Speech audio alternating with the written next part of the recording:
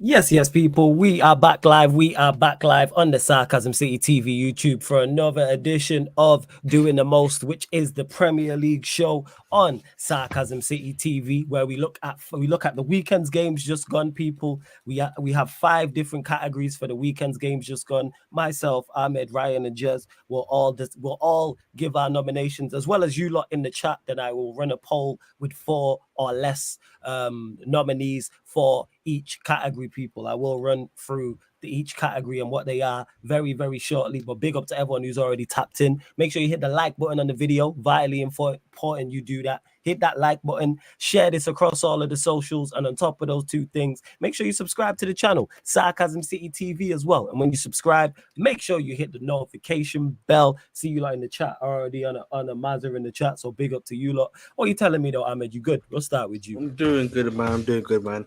Hope everyone's well, man. Hope everyone's enjoying their day, man, as they say. Yeah, man. Calm, Ryan. What are you telling me, fam? Good?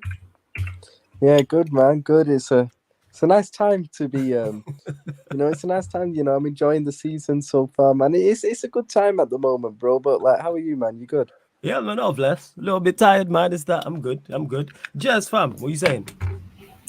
I mean, I feel way better than a Chelsea fan right now. That's for sure. Yeah, but hey, we get into facts. Hey, facts. You know what I'm saying? As bad as it is, I feel for Ahmed and the rest of the some of the Chelsea fans, not all of them. Fuck them. You know what I'm saying? Nah, you know what? Like, I don't think you should feel sorry for them, because like the Championship's got like some good away trips, man. It's got some good away days to Championship. That's why I said some, not all. Like I said, some. Like I feel sorry for Ahmed? No. You know what I'm saying? No. Some of them I do, but Ahmed absolutely not. No. He can hold that. And you deserve all the suffering, you know what I'm saying, that is on its way. After the smack I was hearing after the summer window, all of the sudden is from we could potentially, not every Chelsea fan, but there was a scary narrative that Chelsea fans can compete for a title, and uncomfortable top 4 to every player is shit. Every player is shit. They need to get out of here. Well, that is it. So you lot get any questions in as well? Any questions in? Just make sure it's Premier League related. And not only will we answer questions before we start the show, when we're running polls, we'll answer questions as well. I'm sure the vast majority of them are going to be about Chelsea. So it's only right we start there. Ahmed, your thoughts on what's going on at the Chelsea? I just want to say, firstly to Manch, I've been Coventry quite a few times myself. To the uni specifically. It's got a great freshers party there, you know what I'm saying? Nice little place there when I was at uni, used to go there. It's a bit of a wild place though. Other than that, it's a shithole. So shout out to Coventry still. But you know what, man? Chelsea Football Club, man. You know, I took a break from talking about Chelsea today for my channel, you know. I was like, you know what, let me enjoy myself, because I'm talking about the same shit every single week, you know. So I would say, like, for me, like, I've said this before. Pochettino is like digging himself out. You know that little joke where you know that little dance where the guy goes. You know what I'm saying? That's what he's doing. That's what he's doing right now. And he's literally, the time is ticking. He's doing it to himself. And the more he does this year, the more he keeps on doing it. And I've said this before. Like today, you got breaking news about the club fully backs him. That's the first signs. They're uncertain, you big man. No, that's the first signs at Chelsea when you hear a man that says the board is fully backing you. That usually means strike 1 or strike 2 is already happened. Yeah. That is true. That is a very valid point. Yes, you're smart. Strike 1 or strike 2 has already happened, basically. So, and I've said this before. We've got Brighton coming up. We're gonna lose that game. We've got Fulham at Craven Cottage. We're gonna lose that game too. I'm telling you right now. That's the sport reality situation. And then what about Burnley away? Burnley, mate. Congratulations, Burnley. I love Turf Moor. It looks like a nice stadium.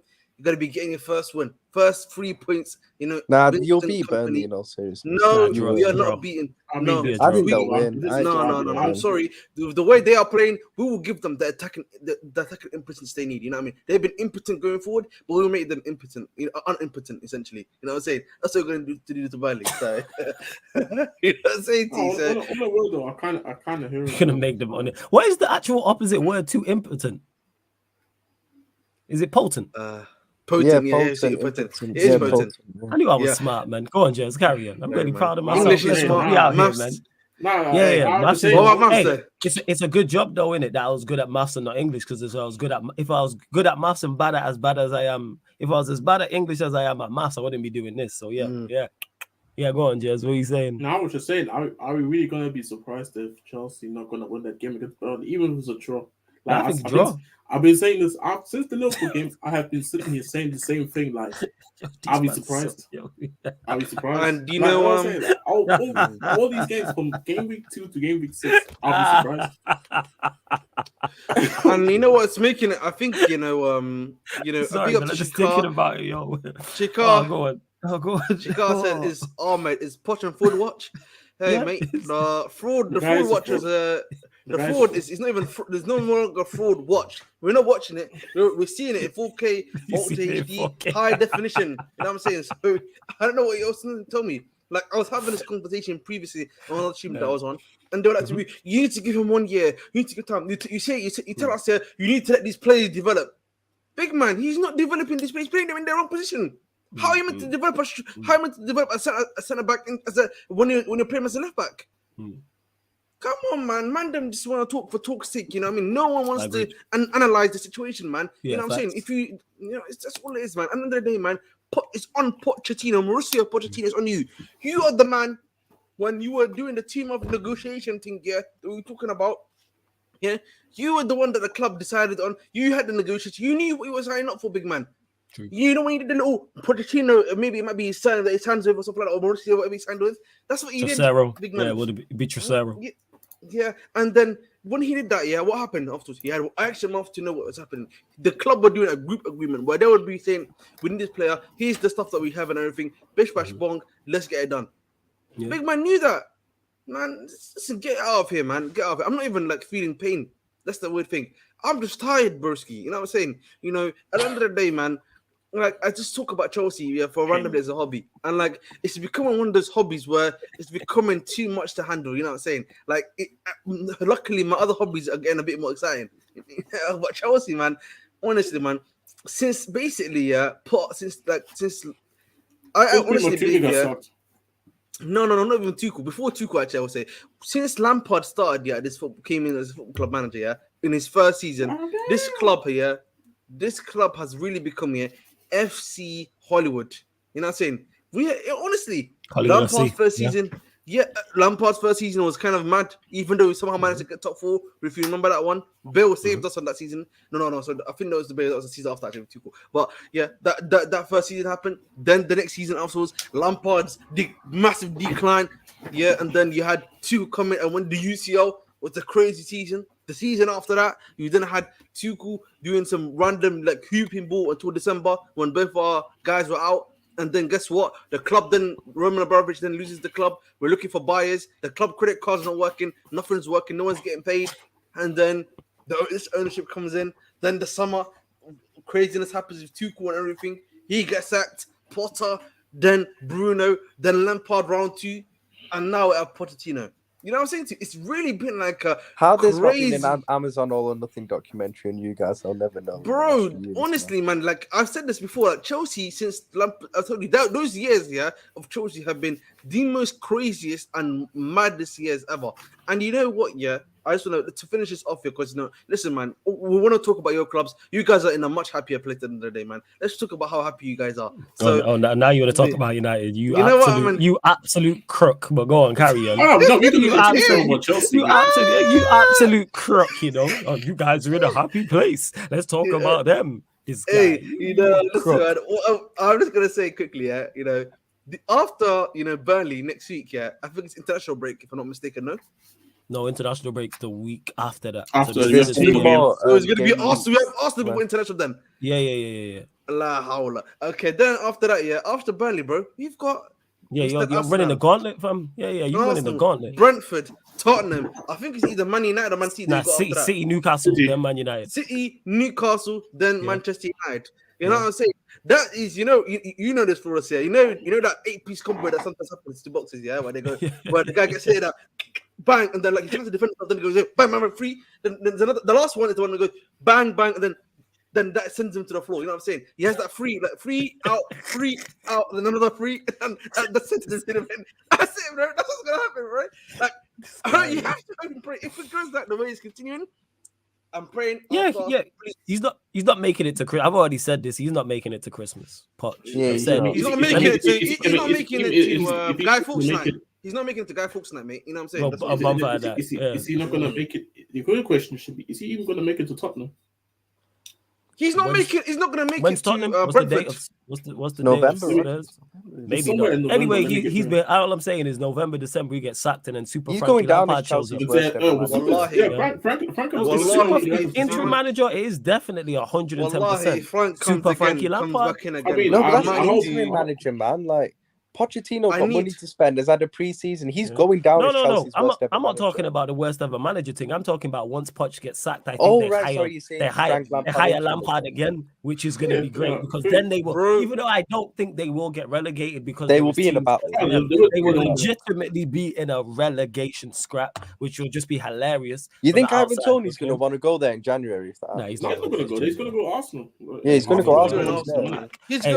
Let me get to this. Big up to my guy, Oski. Girl, you lot make sure you subscribe to his channel as well. He says shout out, big up for the super chat, my guy, much appreciated. Good to see New York in the building. He says shout out the gang with the British flag and the salute. Hey, big up, man, every single time, man. You already know what it is. Oh, good to see you in the chat. I've modded you as you know well. what, Eddie, man. Eddie, shut up to you, bro. You know what I'm saying? You little dickhead, fam. I don't have time. Banter, you know. I don't have this time, man. I love yours and Eddie's banter. It's hilarious. He just said, I don't even know what was said, but shut up, Ahmed. I'm here to you. And hey, Daniel, Doncaster Rovers in the cup. Much appreciated for this very generous super chat, man. Much appreciated. If you want, like, how many we got? Like on 2 of the categories out the 5, if you want to pick the winner because of the super chat, Daniel, feel free. You know what I'm saying? We'll still run the poll, but Daniel, if you in particular for 2 of the categories want to pick the winner, feel free because this is a very generous super chat. And he says here, obviously, Doncaster will love that. Doncaster Rovers in the building. Says, I think this falls on the owners at Chelsea. Overhauling the squad all at once is surely bad for cohesion, and I think they're facing instability as a result. Also, stripping out the experience they had for a load of inexperienced players is idiotic. Well, we'll go to you, Ahmed, first. You give your thoughts on this, and everyone else can. Yeah. The problem was, though, at Chelsea, the players that we had who were experienced weren't doing anything, bro. That's the for all us. You were watching the games, right? Was Ziyech doing anything? Was Kai Havertz doing anything? Was Timo Werner doing anything? Nope. You know what I'm saying? Yeah. Nope. Who else did we have? Kukurea, a guy that's probably got experience, wasn't doing anything, bro. Kepa Arrizabalaga, was he cooking? Let's be real, man. Them. Was Ruben Loftus-Cheek here? Was Ruben Loftus-Cheek doing something for us? No, he wasn't. Pulisic, he was probably having a latte with one of the flipping medical staff, man. The amount of times he's been injured at this football club. Yeah. Sorry, two things before you carry on. Daniel have modded you. That's a great idea from Warrior J. Big up for that. And big up to Eddie who says, F the owners, I blame Ahmed. But go on, carry on, Ahmed. But like, the point I'm making it, a lot of these guys that we had who were so-called experienced weren't cooking, bro. So these men had to go. These men wanted to leave the club, you know. Like I think this is something that's not spoken about enough here. These guys wanted to leave the club, and the club facilitated them leaving the club. Like, and I think I agree with him about the level of inexperience that they brought in. I think that's a fair point. But the problem is, you can't. Who can we bring in that has experience right now? That's in the market. That's not going to cost you over 100 million when you've already spent 100 million and above on Caicedo, bro, on an Enzo. Yeah. Like, do you know what I'm saying to you, bro? Right? That's what it comes down to. This is where like we're going just scouting because like you can people think you can only get good experienced players from the top clubs. Like there are good experienced players. There's good experienced players that I think could get actually to Chelsea. They have a level of experience in the game, but they're just not well known. That's the issue. Like, but that's you know what that comes down to, bro. Yeah, the problem is when you and me, for example, talk about like experience, I understand the type of experience you're talking about. The problem is if you go to the average Chelsea fan and you say whose experience should be coming to the club, who are they going to tell you? The upper echelons of players. I know who they're talking about. They're talking about the Cherokee in the ironically because they want the Cherokee and even Lisa put in the category because I was seeing Kudus and I said to them, Mandem, you know he's in between 2023. He's not even had that. Yes, he had a good season last season where he had a bit of experience, but he just had like a big injury that the season before. Like we're not talking about that as well. But this is what it comes down to, bro. I feel like it definitely suits the narrative at times, depending on who the player is. But I mean, I was even just in talking in general. Like, I feel like you can still go and buy players that have actual experience. They've been playing in Europe for time, playing well, but they're just not maybe looked at as the bigger clubs. But fair enough.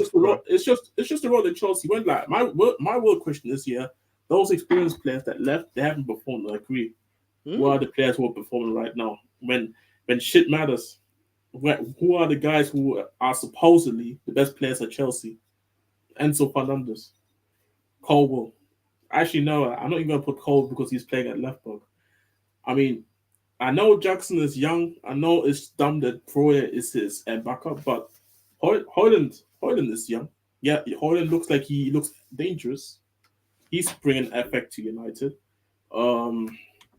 Sterling, we know what we're getting for Sterling, but you get still somebody that we look at and say, step up. Can you please step up? No, like, as much as I can look at and say, like, sometimes, yeah, I kind of hear the experienced players from last year, they didn't do anything, which I agree with. Who are the guys who are supposed to step up now? And I don't, of course, the tactics are also not helping them, but I agree with that, Jazz. Because I feel like that's one thing that a lot of Chelsea fans who don't want to talk about the players, who don't want to mention. Like, even though I agree everything that people say about Poch, still, like, I kind of still, there's a part of me that still thinks, Enzo, can you please step up? Sterling, can you please stand up? No, like, I'm asking the key players to stand up. But the problem is, Jazz, I already knew with Sterling, respectfully, that I knew he was an inconsistent brother. We've seen it last season. Of course. Yeah. I knew this already. And like the thing is, Jazz, you and I, we speak regularly. Flawless here speaks regularly. What did I say about Jackson Flawless to you? Well, how many goals is he going to score? What did I tell you? Between maybe he's going to score a minimum. Did you say 5? Did you say 5 to 10? Something like that. So I'm already expecting this guy to not even score that much. I already know he's not going to score that much. I know that. I know that. But still, it's just a thing of like, it's just as bright as a footballer. Yeah, but the problem is, things and you see, because let's be honest, like, you come into Chelsea Football Club, Jackson knew that there isn't going to be another striker coming in, and it's not like, oh my god, I need somebody in front of me to develop. No, he knew he's going to be the starter, so it's like, Nicholas Jackson, can you please stand up? You signed up for this, so please go and stand up. That's all I'm asking. Same with Enzo, same with Sterling, same with the guys that I think should be doing stuff. Like, I'm not gonna name Mudryk because you know my opinions about Mudryk. I'm not gonna mention Gallagher. I'm not gonna mention these guys. But the key players, please stand up. Caicedo, please stand up. This was your first good game, in my opinion. You know what it is, Daniel? Yeah. I think Daniel's point is right, though. Yeah, I think that there's been that. I think that's because there's been too much change in a short amount of time, and therefore I think there's no cohesion with the squad, and it's unstable. I agree with that, bro. But do you know what? If that's the case, and I always see this, then the manager should at least help create a formation that's gonna at least for the time being help these guys to be cohesive and gets the best out of these players while they gel. Do you know what I'm trying to say to you, for this, right? And he had that done. He had something like that already prepped that he was using in preseason, and that was actually helping us in that process of like creating cohesion and letting these guys know each other. Because we were seeing that connection between Mudryk and Jackson. We were seeing like Sterling trying to do whatever he does usually, right? And the other players were kind of connecting with each other. But now we were playing a different formation. You're playing the same formation, but you got Thiago Silva now playing there. Someone that wasn't playing there beforehand. You've got Levi Cole playing left back. You had for almost the majority of the start of the season playing Chilwell left wing. See, that's what I'm saying to you, bro. That's like I think there is obviously some things that have happened which we've done short turnover, everything like that from the owners, which we can criticize. That's for sure. But who's exacerbating the situation though? The man that's in the dugout though. The man that's got all of the coins in his hands. All of the First, Daniel, Ryan, what's your thoughts on this? They're just crap in it, but like, we all knew it. Like, Hey, Daniel, I hope that's I hope that's the response you was looking for. But go on, carry on. Deep inside, he's right. Everybody knew it. Yeah, like I even knew it from when they played us and they were celebrating that game against us on the first day of the season, like they'd won the game or something, even though they drew 1-1. I knew like we were awful that game, but the fact they still couldn't beat us at home and we were awful showed that I knew they weren't going to have a good season, because that showed me enough at the end of the day. And yeah, they can't score goals. It's no secret. We've known that for ages as well. But like, I think Poch is definitely like a massive problem, the decisions he's making. Like I said the other week as well, and Shameless, I think the pressure is is the biggest problem. He's not handling the pressure at Chelsea well, and it's causing him to be pragmatic and kind of abandon his principles and way of playing and making all these weird team selections and substitutions, etc. But I agree with Jess. It shouldn't be Poch getting all of the blame. The players have to step up as well at the end of the day, a lot of them. You're telling me the players they had on the pitch still, no matter how bad the lineups were, weren't good enough to beat the likes of Forest, Bournemouth and Villa at home? Like, come on, bro. Those players should have still been good enough. Enzo Fernandez is a £105 million footballer at the end of the day. We all know how good he is. Not 105 million footballer, the second most Premier League expensive player in the Premier League. Who's the most expensive? Who's top? The partner, right? Yeah, the partner. Jesus, they've got the two. Jesus, the two most expensive midfield. Not the midfielders. Two most expensive, not midfielders. That's crazy. Most. Go on, Ryan. Carry on. Continue. Yeah, like I'll talk about Caicedo a little bit after, just because of my agenda purposes. But like, but like with Enzo, it's like we all know the level of ability you've got. You shown that at the World Cup. You showed that at Benfica. You showed that not enough at Chelsea, but at times at Chelsea, you showed the level of ability you have. And I know he's being played out of position in the 10, but you're telling me a player with Enzo Fernandez's ability should not still be doing much better in that 10 role? Honestly, you should be doing way much better than what you are, bro. Like, I'm not having these excuses of you being played up. It's not like you're a midfielder and you're being played at centre back or something, bro. You're still being played as midfielder. You're still being played as an attacking midfielder. You've got the level of ability to be able to do well in that position still, and you're not doing the business. That's it at the end of the day. So as much as Poch is to blame for a lot of stuff, the players have to take responsibility. It's like what he said, Sterling as well. Jackson, like you said, I think he's got the most big chances missed so far this season. Like, you got to step up as well, because when this was Nunes last season, and me including going in on Nunes last season, everyone, including me, was slandering Nunes, and rightfully so, because he was missing chances that he should have easily been putting away. So the same energy has to be kept for Nicholas Jackson this season at the end of the day, especially after the hype he was getting from Chelsea fans in pre-season.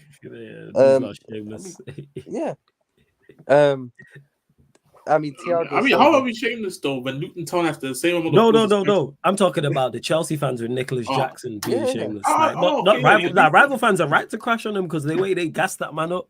You know what I'm saying? I thought that was Michael Jackson in the moment they were hyping him up. Like, yo, you got resurrected and that. Like, come on, man. Thing is, I don't even think a lot of rival fans will be going in. They still be going in on Chelsea because, like, let's be real. After spending £1 billion in 12 months, there's no way you should be in this position. But like, I don't think people would be going in as much on Chelsea if they hadn't gassed their team up so much in pre-season. They gassed it up so much in pre-season. You would have thought they would be competing for the title. This is what some of them said, to be honest. Exactly. They thought they were putting them second, third, fourth. I don't think any of them really had any finishing first because Man City are too good. They at least had enough brains for that. They said they'll tie the challenge. That's what I heard. Yeah. But like, we are going for them. They're just a joke, bro. And like the run they've got coming next, like I'm just trying to think which game Poch is going to get sacked by. Like I don't think they'll beat Fulham. I think they'll beat Burnley by like 1-0, like what you did, to be honest with you, because Burnley they're just trashing it. Yeah, but like, I mean, this is the thing. They are trash, but Chelsea's also trash. Like Man United, they are. Like, Man United, at least I can look at and say, even when the games that they lost, this United been losing games, but they still score a goal at least. They still score, yeah. No, you're right. I think that's like Chelsea don't even score a goal. Yeah, exactly. Like you're spot on. In regards to 3 Premier League games, I think Chelsea haven't scored, and 3 teams that aren't exactly formidable or anything like that. It's Forest, Bournemouth, and Villa, 2 of them at home. Like, it's just crazy, to be honest with you. And And like Caicedo can hold that as well, innit? Like you made the decision, fam. You had the opportunity He's a to come He's to a us. Liverpool fan for those that don't know, by the way, Yeah, just to you had clarify. the opportunity to come to us, and you made the wrong. Lavia, I'll go a bit easy on because even I admit I've said with Lavia we fucked up with that ourselves. We made him feel like a shit. I think that our club, like, so I don't even blame him for choosing Chelsea over us because I think he did it out of spite. But Casado, like, you just clearly made the wrong decision. Like, we were willing to make you the guy who transforms our midfield, our record signing, and yet you go to them who finished 12th last season. And apparently, I think one of the reasons, I think he said in his first interview at Chelsea, was that Mauricio Pochettino, you'll be good for me Spanish speaking. Bro, the guy ain't even going to last. He's going to be gone soon. So like Hey, that. you know what? He doesn't reason's really care, gone. Poppy. He got enough money. Like he got enough money to feed his 15 children. So it's not children, sorry, siblings. So it is what it is, to be honest with him. Like he got the money. He's living in London. He's living a good life. Like he's probably like, you know what, Chelsea losing. I'm not really concerned. I'm getting my money, bro. Like, I'll be real. Yeah. So in regards to this, yes, the ownership, I think Daniel is definitely at fault. The overhauling of the squad, I don't think that squad needed to be overhauled because their initial squad was not good enough. But I do think their spending a lot has been reckless. Yeah, at times. the spending has been because there's been no clear cut plan. But I think that Cole Palmer signing was a very strange one. I think that summed it up because he's talented, but come on, 45 million for Cole Palmer. He's done nothing in football. Yes. What's he done to warrant That's a anywhere funny near part because like man were crashing at me. Man were comparing it to the Brennan Johnson thing. Okay, we paid 47 million for a guy that hasn't proven himself a lot as well. But bro, at least I can look at Brennan Johnson's track record. Came with Nottingham Forest from the Championship. Played like about nearly all those 44 games. Yeah, he's regular player. Came to the Premier League North, played for two 1 and a bit season before he came to us, and I think he had more assists or not even goal contributions. I think he had more goal contributions than Kulusevski last season. So at least there is something. Cole Palmer doesn't even have a Premier League goal in his record yet. So yeah, in regards to it, and yeah, like some of it does fall at the ownership. They did need an overhaul because those players weren't good enough. The money needed to be spent better. That is on the hierarchy and whoever else. But in regards to experience, people I say this all the time, experience is the most overrated trait at the highest level. Because you can be experienced and be rubbish. How come, ironically, you know what the crazy part is? I just thought of this as I'm saying this right now. If Manchester United had the average age Chelsea had, and we had performed the way we performed and got the same results, people would use that as a reason as to why we're performing poorly. No one talks about the lack of, the experience. Manchester United have experienced players. Onana's experienced. Lindelof, Martinez, Varane, Dalot, the list goes on. Casemiro, Mount, Bruno, Rashford, all of them are extremely experienced. There's probably more. All of them have, at least to my knowledge, played 200, 300 plus domestic league games in whatever over the European leagues. There's very few players in our side I look at and go, they're not experienced. But just because you're experienced does not mean you are good. People put way too much. You like your player to be experienced in addition, you know what? To having talent. What is your skill? I keep saying this. I think Jamie Carragher spoke on this. It was a few years back. I think he was talking about David Luiz. That's how long ago we're talking. He might have been at Chelsea on MNF talking about how experience is such an overrated trait, and it really is. Chelsea are not bad because of their lack of experience. Chelsea, you know why Chelsea are bad? One, because their manager's not performing to a certain level, and two, the vast majority of their players are not good. And I said this when you hear me talking about Chelsea all preseason long. Spending this money is all well and good. All well and good. Getting gassed over. Where's their creativity and goals coming from? They scored 38 Premier League goals last season and added Nicholas Jackson. What other attack? Cole Palmer. What other attacking players? But he's injured. And Nkunku's injured. Nkunku's injured, but that's it. So why all of a sudden were they going to create so many chances? I actually think outside of their attack, Enzo Fernandez, Lavia, and they're going to create. Yeah, outside of their attack, I actually think their team's good. I don't think it's Premier League running good, but when I look at their goalkeeper and I look at the options they have at fullback and centre back, defensive, their options are good options. Good. Yeah, and then when you look into the midfield, you have Caicedo. Yeah, we run bands, but you have Caicedo, you have Enzo, you have Lavia, you have Leslie. there's somebody else, there's another youngster to sign. Yeah, Gallagher's crap, but my point, Captain the point, Connor. yeah, Captain Connor, that's hilarious. Captain Connor's hilarious, yo. They have Captain Connor in there. I'm gonna use that, and don't worry, I quote you when you say that. But they have Captain Connor in there. He is terrible. But the point I'm making, that's not a bad pool to choose from. Yes, attacking wise, all right, you got Sterling, you got Cole Palmer, you got Modric, you've got Jackson, you got Madueke, you got Broha. Yeah, they've got injuries, but the point I'm making is the manager is making a bad situation even worse. If Poch set them up to win and they didn't win, we don't look at it and go, right, they just lacking quality. Don't make things work. Don't make a mountain out of a molehill. Yes, it's a terrible molehill at Chelsea with what he's working with in terms of offensive players. However, you are making this much worse by playing Chilwell at fullback. You still have to give you still have to give yourselves the best possible chance of winning, even if it's a tough situation. You go cool. Like we played Burnley. Burnley are not the best in terms of quality. Did Vincent Kompany give that side the best possible opportunity to succeed in that game? Yes. Yeah. Like same way when Everton played Arsenal and they lost that game. Did Sean Dyche set up Everton in the best possible way to get something from that game? Yeah, they fell short because of quality. Even though fans will be annoyed straight after the game, ultimately you hold your hands up and go, you know what? We just got beat by the better side, but we did everything in terms of being settled by the manager correctly, and the effort was there.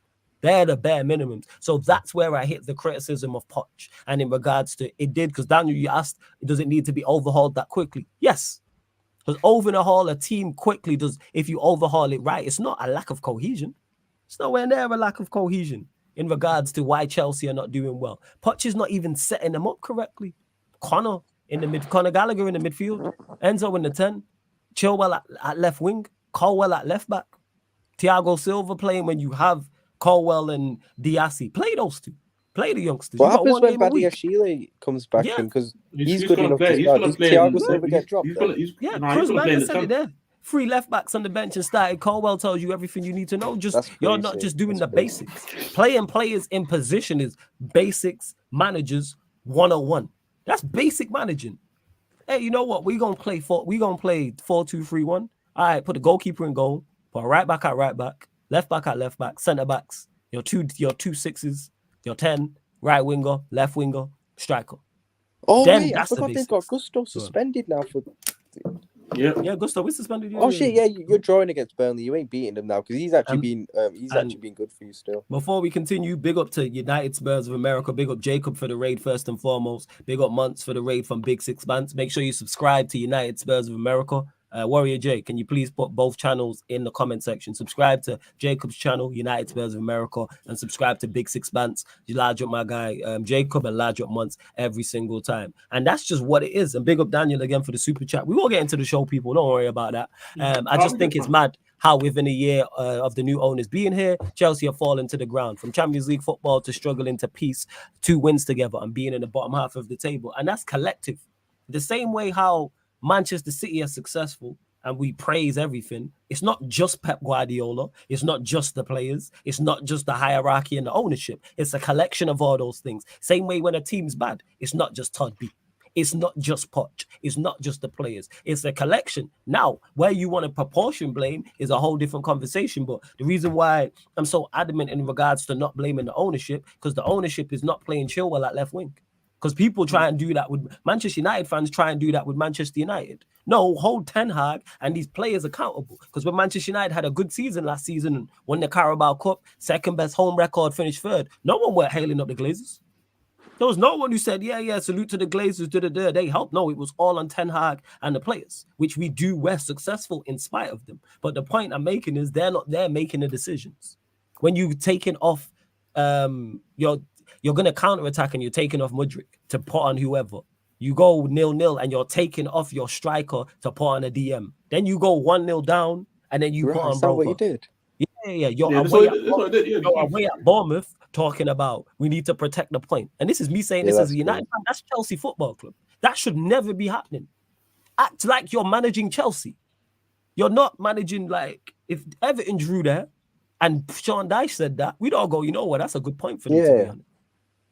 That's Chelsea Football Club. You know what I'm saying? Most European cups in London, 2-time Champions League winners, the most trophies in the past. They only 50 just won the Champions years, League Premier like 2 years ago. Yeah, like Can I say something though? Start acting like you're at Chelsea. Yeah. What is going on? You're not at Bournemouth. You're not at Luton. That's what I would expect the Luton managers to say. Yeah, we was away at Bournemouth. Yeah, we had to protect the point. This is Chelsea's competition, though, to be fair. But now, being real, though, yeah, go on. I just want to say, because we want to round up on this soon anyway, but I think, not saying to this degree how it went, but I feel like this was coming. I feel like the Champions, especially the Champions League, when totally bamboozled a lot of people thinking that Chelsea was like this team. And to be honest, for me, to a degree, it did well. But it's not a coincidence that in the league they weren't good when they won the Champions League. True. That in the league, after coming back from the summer, in the league they didn't do well. In the Champions League, they still kind of did well until they got beaten by Real Madrid. And then from there on, you don't have Champions League no more. You don't have the Carabao Cup or FA Cup to kind of hide the season for being a bad season. Because realistically, even that season alone, the Chelsea season was bad overall when they won the Champions League, but they won the Champions League, so nobody cared. Even that season when they won the club season following, they won at least the Club World Cup and the Super Cup, I think. So these things were hiding. Just the mess that was building up what Chelsea are now, to be honest. Obviously, we couldn't predict them. That Putin just goes in war with Ukraine and Roman has to sell the football club. But I feel like even under Roman, not saying to this extent, I still think Chelsea, this downfall was happening. Yeah, it was. I feel like it was coming. I hear the downfall, but it shouldn't be like. It should be a downfall, but you. It shouldn't be this bad. Yeah, that's what I'm saying. It should. Yeah, it shouldn't be. That's what I'm saying. I don't like you got Caicedo and Enzo in your. You got Caicedo and Enzo in your team. You should not be winning 1 from 6. I'm sorry. We shouldn't be talking. We shouldn't be talking about a religation battle being actually a realistic possibility in the next. Just be running back and be. Someone brought it up like what? What if now because they have new owners, they can't cheat the FA no more and all that? What if they're going back to the days where save the bridge and that? Like so, hey, I didn't say that. I didn't think that up. Like somebody said that. Yeah, well, I mean, trust you to say it. And big up to Daniel who says, yeah, fair enough, flawless. I hear you. Even with the mistakes Poch is making, should that mean Chelsea should have begun the season with 1 win out of 6? No, I think it is because I think everybody is performing terribly. Everybody is performing at their absolute worst. It's not like they got bad ownership and the players are like performing average and the manager's performing well. The ownership's not doing its thing. The manager's performing terribly and is clearly feeling the pressure. And the players are also the same as well. So you've got no basis. There's no one performing to an average level currently. And that's why you're seeing the mess you're seeing. But big up to both. So I don't think it is that much in regards to it being a deeper issue. No, I just think it's been terrible all around. And the ownership, what you can say is with Poch, if they do sack him, which I think they will, you got to say, all right, that's another one you've got wrong in spectacular fashion. Like Potter was bad. Then you went and got Lampard. Oh, was it Lampard before Potter or after Bruno Salter and Potter, then Lampard. Yeah, you went and got. No, it was Potter, Bruno Salter, then Lampard. Yeah, so you sacked Tuchel when you did, rather than just sack him before the season. You wake up, that was dumb. Then you get Lampard, which is also bad. Then you get Potter, which is also bad. And then you go get Lampard, and it's so clearly your decision making, because it's not like you get managerial appointments wrong. These are spectacularly bad. Like these are complete car crashes. It's a 22 car pileup. It's not a minor just bumping a lamppost or reversing out of your driveway.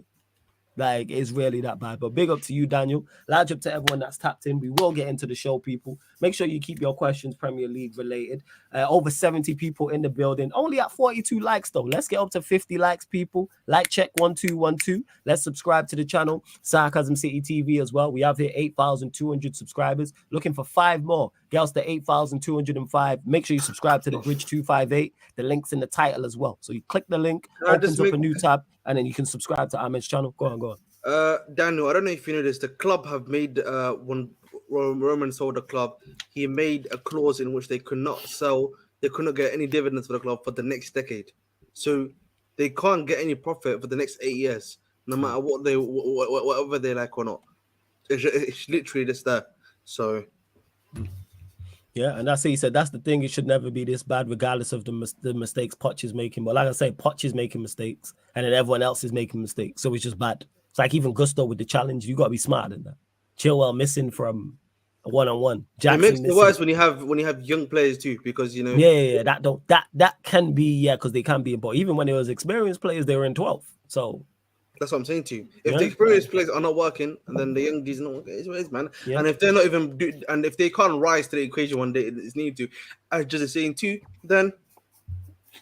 Well, yeah, let's get into the actual show, people. Let's get into doing the most. So what this is, we look back interactive with the audience. So we look at the Premier League's games just gone, people. There's 5 different categories. So those categories are the most unforgettable goal, the most unpredicted result, the most unacceptable error, the most under the cosh manager, and the most untouchable manager. And it's from, like I said, this weekend's games just gone. So we don't look at context for games before. We look at the games just gone. Myself, Ahmed, Ryan, Jez, and you lot in the chat will all pick our nominees. Then I will run the poll, and then Ahmed, Ryan, Jez, and myself will give our thoughts and give our 1 to 4 unsaid poll as well. Because of Daniel's generous super chat, he is going to pick 2 of the winners for if he wants to in regards to the polls, but we'll still run the polls regardless. So the most unforgettable goal explains itself, people.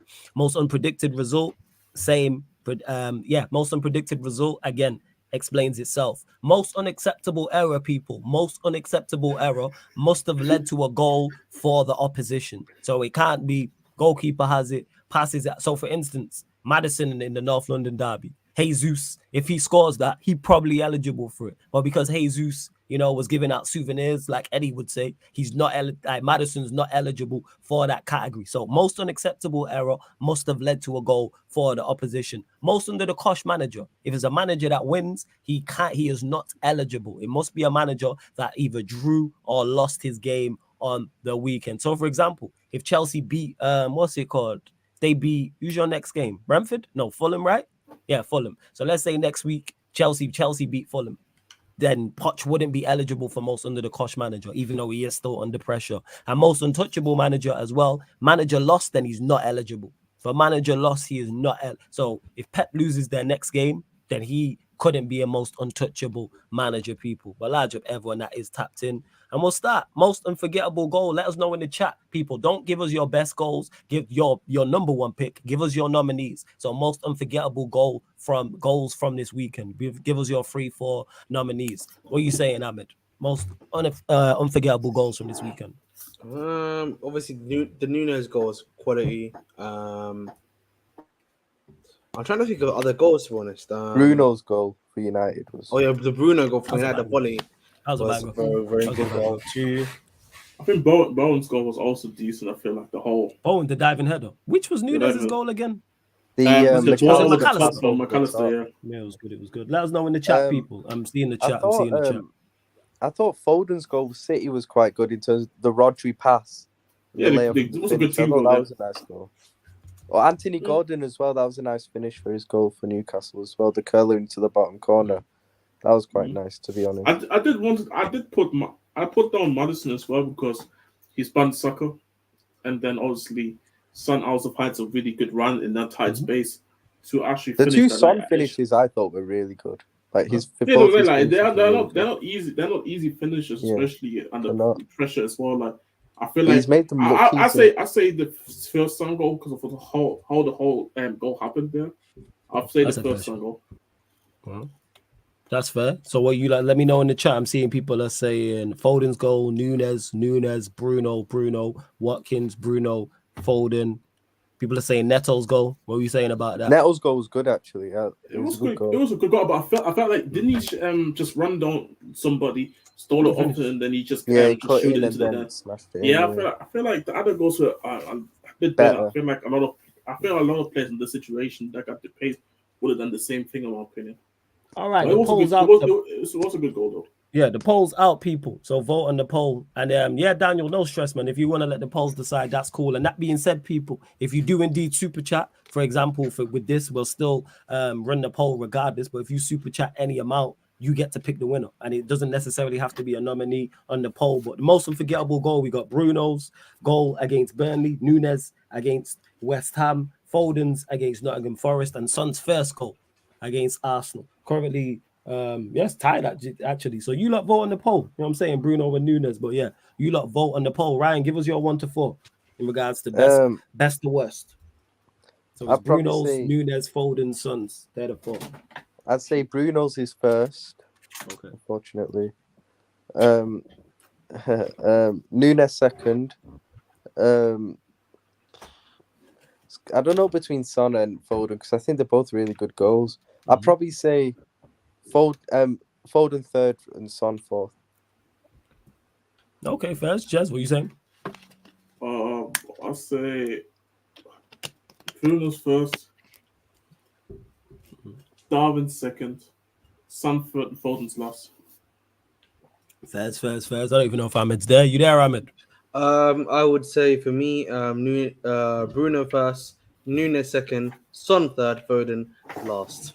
Yeah, that's my list as well. I've got Bruno's first, Nunes second, Son's first goal, which I thought was very good. Maddison, the weight of pass as well. Good finish as well by Son. And then Foden's as well. All very good goals. Continue to vote on the poll, people, because it's currently tied. 33% apiece, Bruno and Nunes. And we got Foden on 6% and Son's first goal on 28%. So you don't need to vote on the poll as well. I will run through some comments and questions that I've started as well. Again, Daniel, big up for them generous super chats. And yes, you are a mod. I modded you. Before you do that, Raymond says, yo, Flawless, I'm still waiting to run into that Chicago Bears fan that appears on this channel. It's Tazo.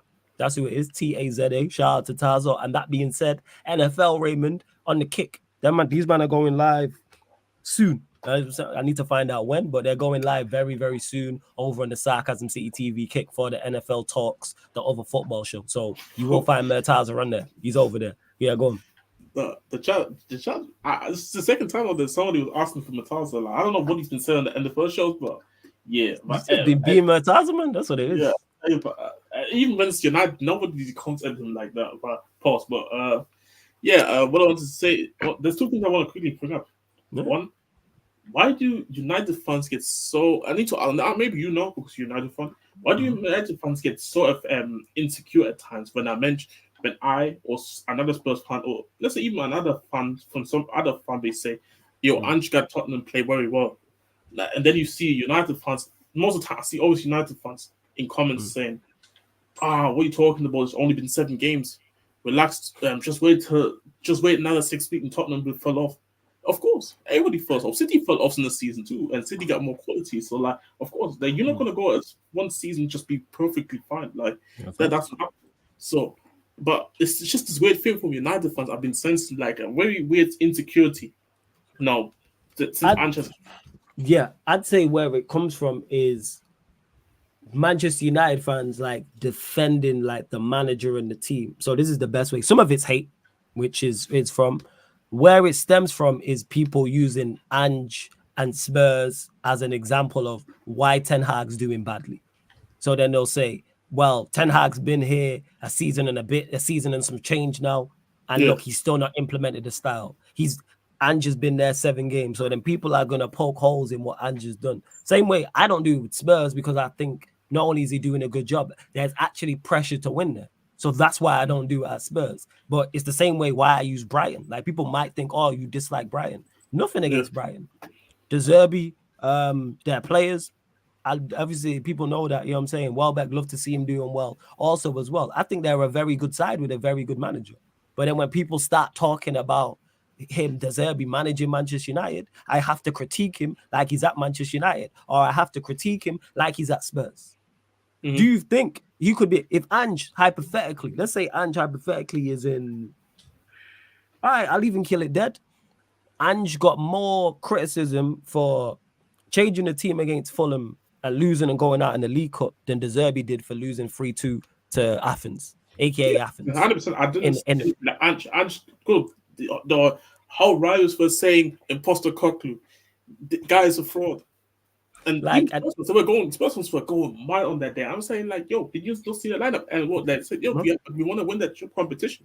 Like, Spurs, like, bro, it took at least a week until actually, it took us like 4 days until we played Burnley to recover from that day. Like, I still saw people even just before Burnley complaining about that loss to Fulham. So I heard it. And that's where it stems from. So people are like, oh, do you hate Brighton? Nothing against Brighton, but it's like, let's not act like it's the same.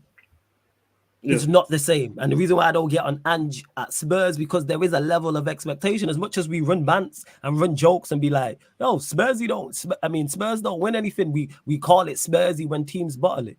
This is how you know there's actually pressure on Spurs. We never expect Spurs to do anything. But when they don't but before you go, when they don't win anything, we still criticize. Yeah, we don't expect them to do anything. Just what I said, but when they don't do anything, we then criticize. Make that make sense. We'll all say it's Spursy, Bottle G, all this. But then when they don't win stuff, we go, that's terrible. But we literally use Spursy as a verb to describe bottling. But that's the pressure you are under at Spurs. Same way at Liverpool, you are under pressure. Same way if you're at Chelsea, you are under pressure. Same way at Manchester. Don't use Brighton and West Ham and teams like this. Even when the managers are doing exceptional work, the pressure is not the same. I say this again. Onana dropping his keys, not keys of coke, his car keys.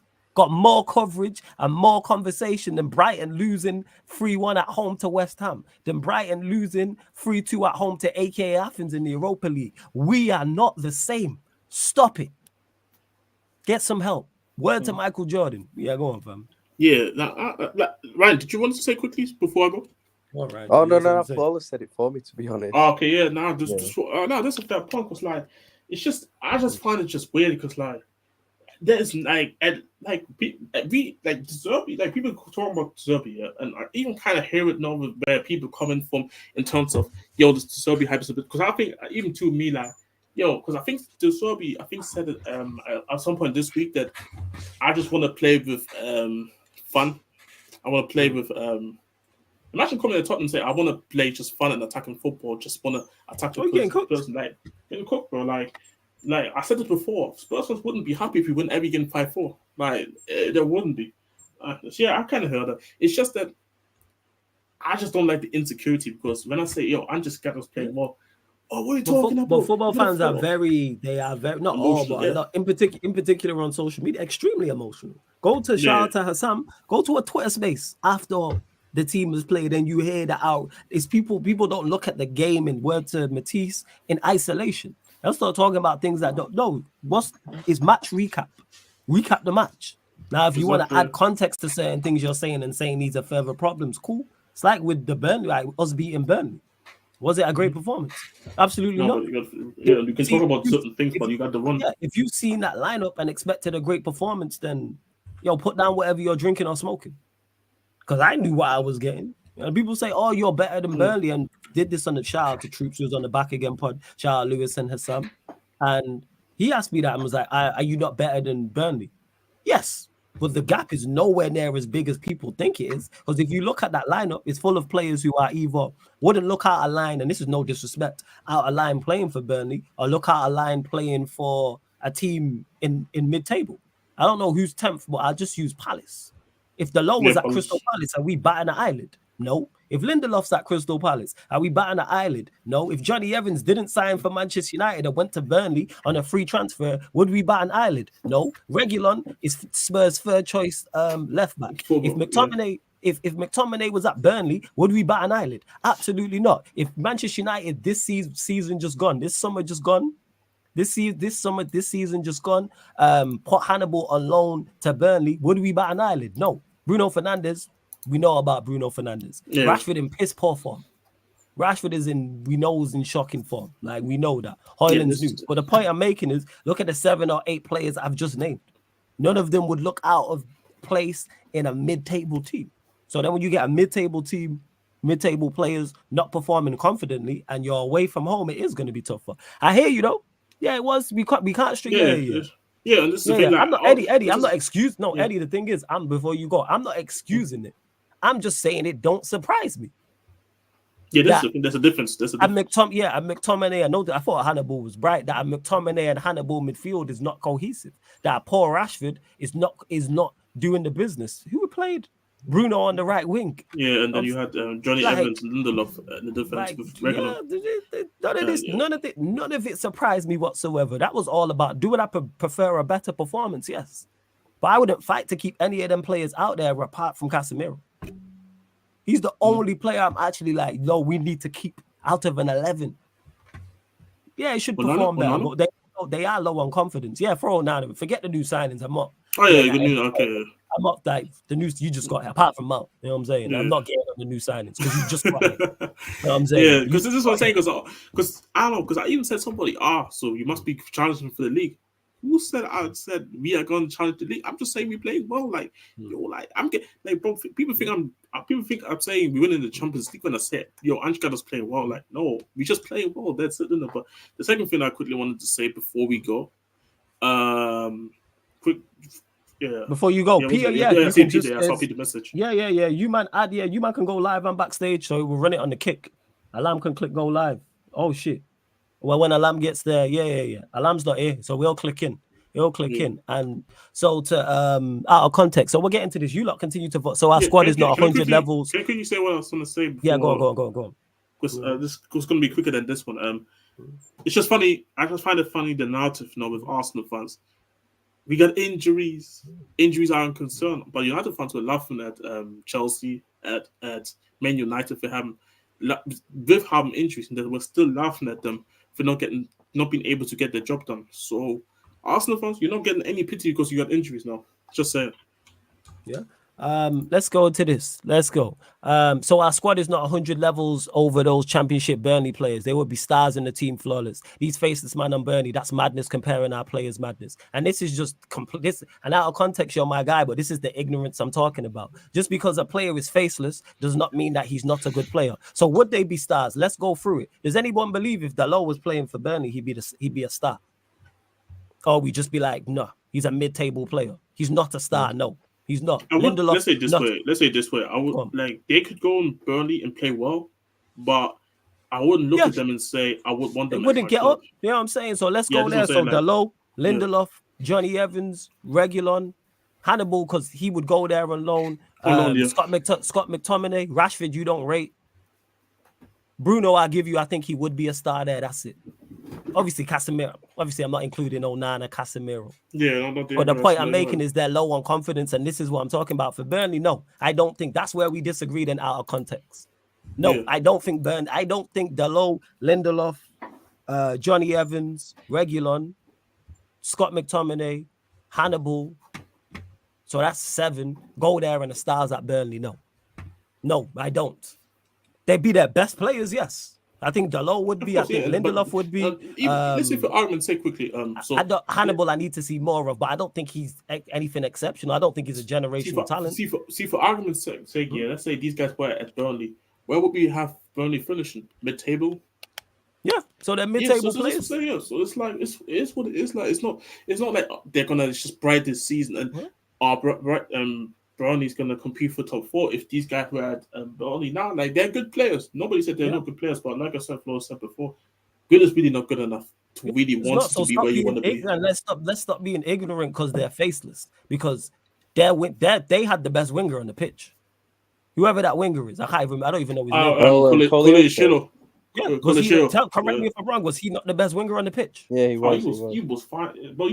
They should have kept him on the left wing, though. So again, this is what I'm talking about all the time when I say people overrate this team. That squad is mid-table to bottom half of the table. You know what I'm saying? Comparing us with relegation. No, I'm comparing these players with relegation for the yes. Because I don't think they're much better than that. I can't make that much clearer. I think Dalot's a mid-table player. I think Lindelof's a mid-table player. I think Evans is a mid-table player.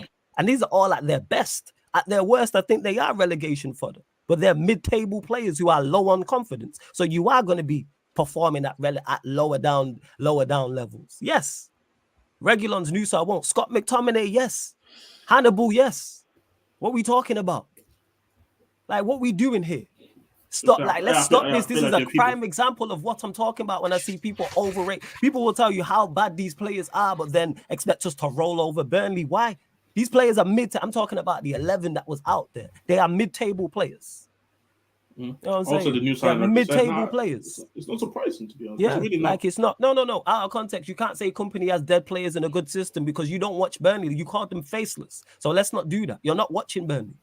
Should we be better? Yes. 110%. We should be better and we should be performing better. But what I'm saying is we shouldn't be worlds apart. Stop thinking because they put on a Manchester United shirt that they're super soldiers. They take the super serum. Look at the person in the shirt and the name on the back. They're mid-table guys. They're mid-table guys. What are we talking about? Dalot at his best is a mid-table guy. So is Lindelof. Really and truly, so is Reguilon. So is Evans. So that's the back line. So is Scott McTominay. So is Hannibal. So is Bruno. What are we talking about? Can I just Højlund, say... Højlund, I don't know yet. All right, cool, out of context. If you want to disagree, cool. You think these players are not... So which player out that I mentioned do you think is not mid-table? That's what I want to know. Can I just say quickly, before what are we talking about, man? We continue our context here to the point that I think Jess was making about the why United fans get angry at them. Yeah, you know why it is, bro? I'll tell you why.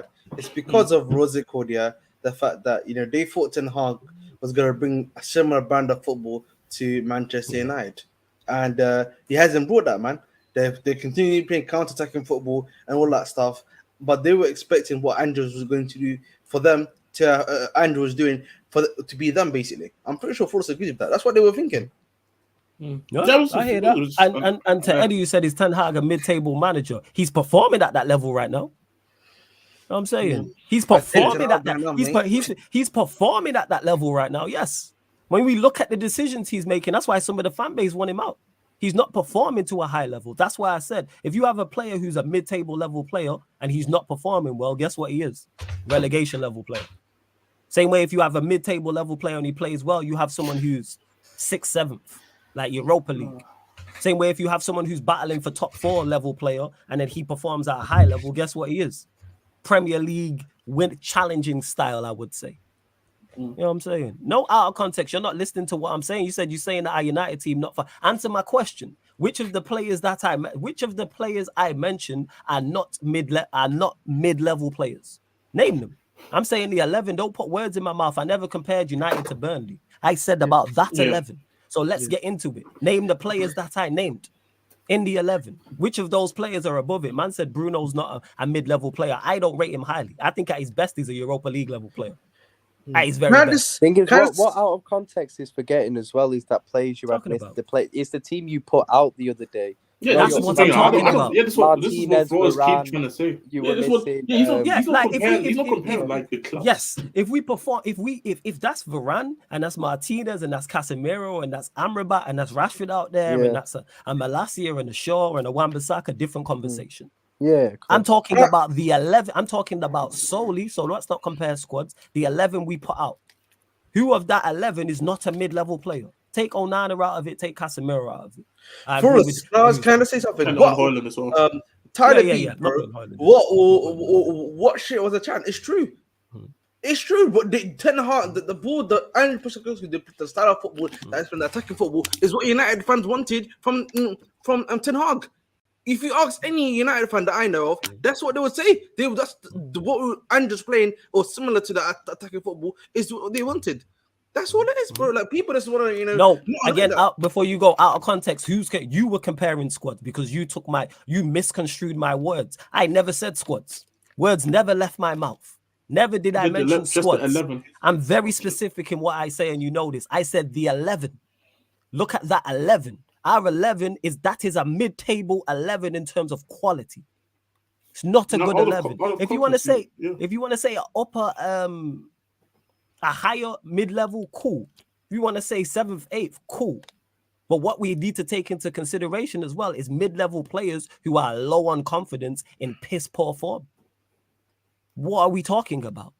Mid-level players. So like I said, I ask you again out of context. Who of those players are not mid-level players? They are mid-table players. And at best, take Onana out of it, take Casemiro out of it, Højlund I can't really comment on. The rest of them, what are we talking about? Forget squads. Of course, squads we body Burnley. But no one said squad. I said the 11. Yeah, you were saying the 11. Yes, because when I seen the 11, I said the performance is not going to be good. I said this. You know what I'm saying? I don't know what's so hard to understand. I never said that. I misconstrued no big man there. Relegation for the Burnley, not mid. All right. So again, you've not answered my question, but we move. Yeah, just saying you compare the club. You compare clubs. We're talking about Eddie, the 11s. Yeah, you said I'm trying to hear you, Flawless. I just can't get with expecting that from a Manchester United side because I understand where we are. That's why the performance didn't shock me. Was I happy about it? No. But was I shocked by it? No. I'm not shocked that a back four with Dalot, Reguilon, Evans, and who's the other one?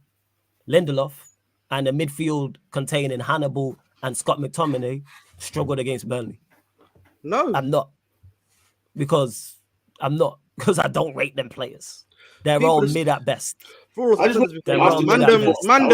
to quickly just ask the chat quickly before we move on. But if Ange were, for example, the manager with the same 11, not squad, the same 11 against Burnley, you think Ange would be able to play the football he was trying to play?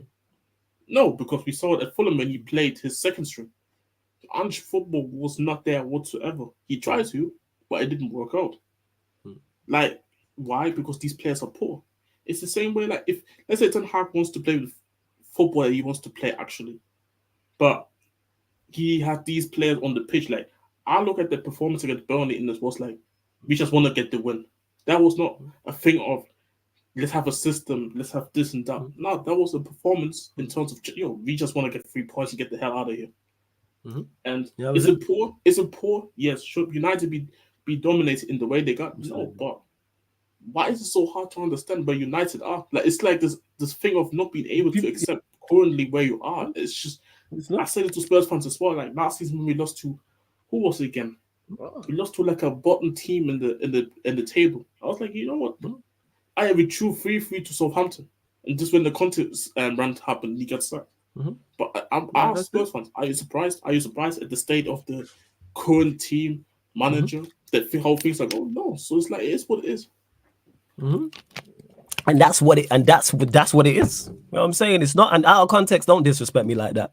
Don't do that. You lucky as you are, I'd block someone for saying that, because I hate all that. Don't worry about my energy and how I deliver myself. You know what I'm saying? Don't worry about that. People too fixated and too concentrated on that. It's lucky as you are, I'd block you for that type of shit. Just because man can't get with me verbally, so man want to move on and all them things there. You lucky as you. But anyway, move on into the show. I just want to quickly say something to Eddie quickly. Now, I always want to do extra shit. You know what I'm saying? Because they can't get with man verbally, but we move. I'm saying, don't worry about energy I'm giving elsewhere in it. It's me and you having a conversation. Because I span you, now you don't like it. But hey, we move. Like I said, you know what I'm saying? Man, I always want to do extra shit. Let's talk about the topic at hand. Don't worry about my energy and how I'm elsewhere and who I'm talking to. Don't worry about that. People focused on the wrong things. Don't worry about where my energy is and how I am. You know what I'm saying? Let's not do that. Because if I start getting disrespectful, man ain't gonna like it. So let's just calm down with all that shit. Yeah, man. Let's just calm down. This guy's the wordsmith, man. You know what I'm saying? Let's just calm down with all that. Because if I start getting disrespectful, man ain't gonna like it. Oh yeah, 100%. Let's not do that. But yeah, it wasn't good. Eddie, I just want to quickly say, 100%. It was like when I was watching the game, bro, I was like, yo, what is going on here? Like, that was not my only football club that I knew once before, and the Sean Dyche. But in the same time, am I surprised what I saw? No. It is what it is. It's really that simple. Like, it's the way you said it. Don't do that. You know what you did. You didn't have to say anything about it. Sorry to cut you off. You didn't need to say anything. This is the second time you've done this shit. You know what I'm saying? Third time, and I will block you. Don't need to say anything about it. This is the point I'm making. Now man want to backtrack. Now I've responded like this. Now man want to backtrack. Because like I said, if I start getting disrespectful, man, I'm not going to like it. You know what I'm saying? Don't worry about anything else. Man don't need to say that. You know what I'm saying? I put stuff in capital letters because, like I said, if I start getting disrespectful, people in the chat gonna say I've gone too far. The man them in the chat are gonna say talking about I'm gone too far. Don't worry about how I am with other people. People got far too much to say for themselves, man. Don't worry about that. They click the X if that's the case. If you believe I'm different elsewhere to as I am on here, man can click the X button. Man can click the X. Man don't need to be here. Man can unsubscribe in a heartbeat. No one asked no one to be here. Let me just clarify that. But you lot voting up. Sorry to cut you up. You lot continue to vote on the phone before we carry on. You know, can I just say United quickly? You go. You know what? Yeah. You know, I've been thinking a lot about United, yeah, and what does this team kind of remind me of? You know, like Chelsea, yeah. It was the final season under Sarri. Like, so the first season... Eddie, yeah, even an apology is calm. If that's the way man feels, cool. It's not even, I don't even want no apology. It's calm. Yeah, Derek, is football, but then man want to start getting disrespectful. So then I'm going to start talking like this. Now the tone's changed. But we move. Sorry again to cut you off, Ahmed. No problem. I'm just not with that. Sorry, I hate you, bro. Yeah. Let's not do that personal thing in general, guys. Yeah. Let's just please keep it football. And if you can all disagree about football, you know what I'm saying? That's it, simple as that. Let's just keep it like that. But yeah, just going back to about like like Chelsea when we had Sarri, but yeah, it was basically we had that star player essentially. But for you guys, it's really like a mixture of like Rashford and Bruno essentially for me, and then you had Kante essentially. That's kind of like a Casemiro guy that you have right now, if you know what I mean, right? So and then like the rest of the players are just like. You had Giroud, of course, in it for Chelsea. I don't know who. I'm not sure I can compare to necessarily to Giroud in your team. You know what I'm saying? But like, that's what you remind me of right now. And like, you can either go that side or you can go this side. You know what I'm saying? That's what it's much like with Chelsea. But that's what United remind me. I don't know, like if the other man doesn't agree, but like, you generally remind me of that 2017 Chelsea side. Yeah, we're just not very good. You know what I'm saying? Yeah, and it's being backed up, not backed up, but it's being added on to, like when we was talking about Chelsea in regards to poor management, because the manager was performing at an extremely high level last season, and that helped average players, above average players, then kick on.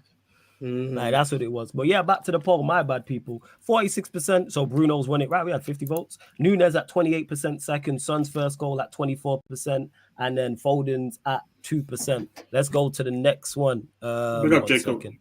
Bear with me. Large up Jacob every single time. Most unpredicted result. Let's go. All right, let's go. Let me pull up. Sorry, people. Can I go? Just pulling up the results. Yeah. Let me just run through the results, and then we'll get to it. Hold that thought, and then I run the poll, and then we'll get there. No stress. Right. So these are the results from the weekend's games just gone, people. Aston Villa. Wait 1 second. My bad. So Manchester City 2, Nottingham Forest 0, Crystal Palace 0, Fulham 0, Luton 1, Wolves 1, Brentford 1, Everton 3, Burnley 0, Manchester United 1, Chelsea 0, Aston Villa 1, Arsenal 2, Tottenham 2, Liverpool 3, West Ham 1, Brighton 3, Bournemouth 1, Sheffield United 0, Newcastle United 8. So let us know in the chat, people. Give us your 2-3 results that you think are the most unpredicted results from the weekend. We'll go to you, Ahmed. Which one stand out for you results-wise? Of course, definitely. I think the Luton 1-1 for me is the main one, actually. Newcastle, of course, the scoreline that they beat Sheffield United by was kind of mad. I'll be real too. I'm pretty sure you guys would agree. Everton, obviously, winning 3-1 against Brentford was a big result too for them. I think those are the 3 main ones. Like, I don't know. I know Man should put up the Chelsea nil Villa 1. I already told you, man, I was expecting a loss in that. Yeah, game, that was not. No, I can't lie. For me, I have Newcastle. I got Newcastle first because they scored 8 goals. You barely see that. You barely even see like 3 goals.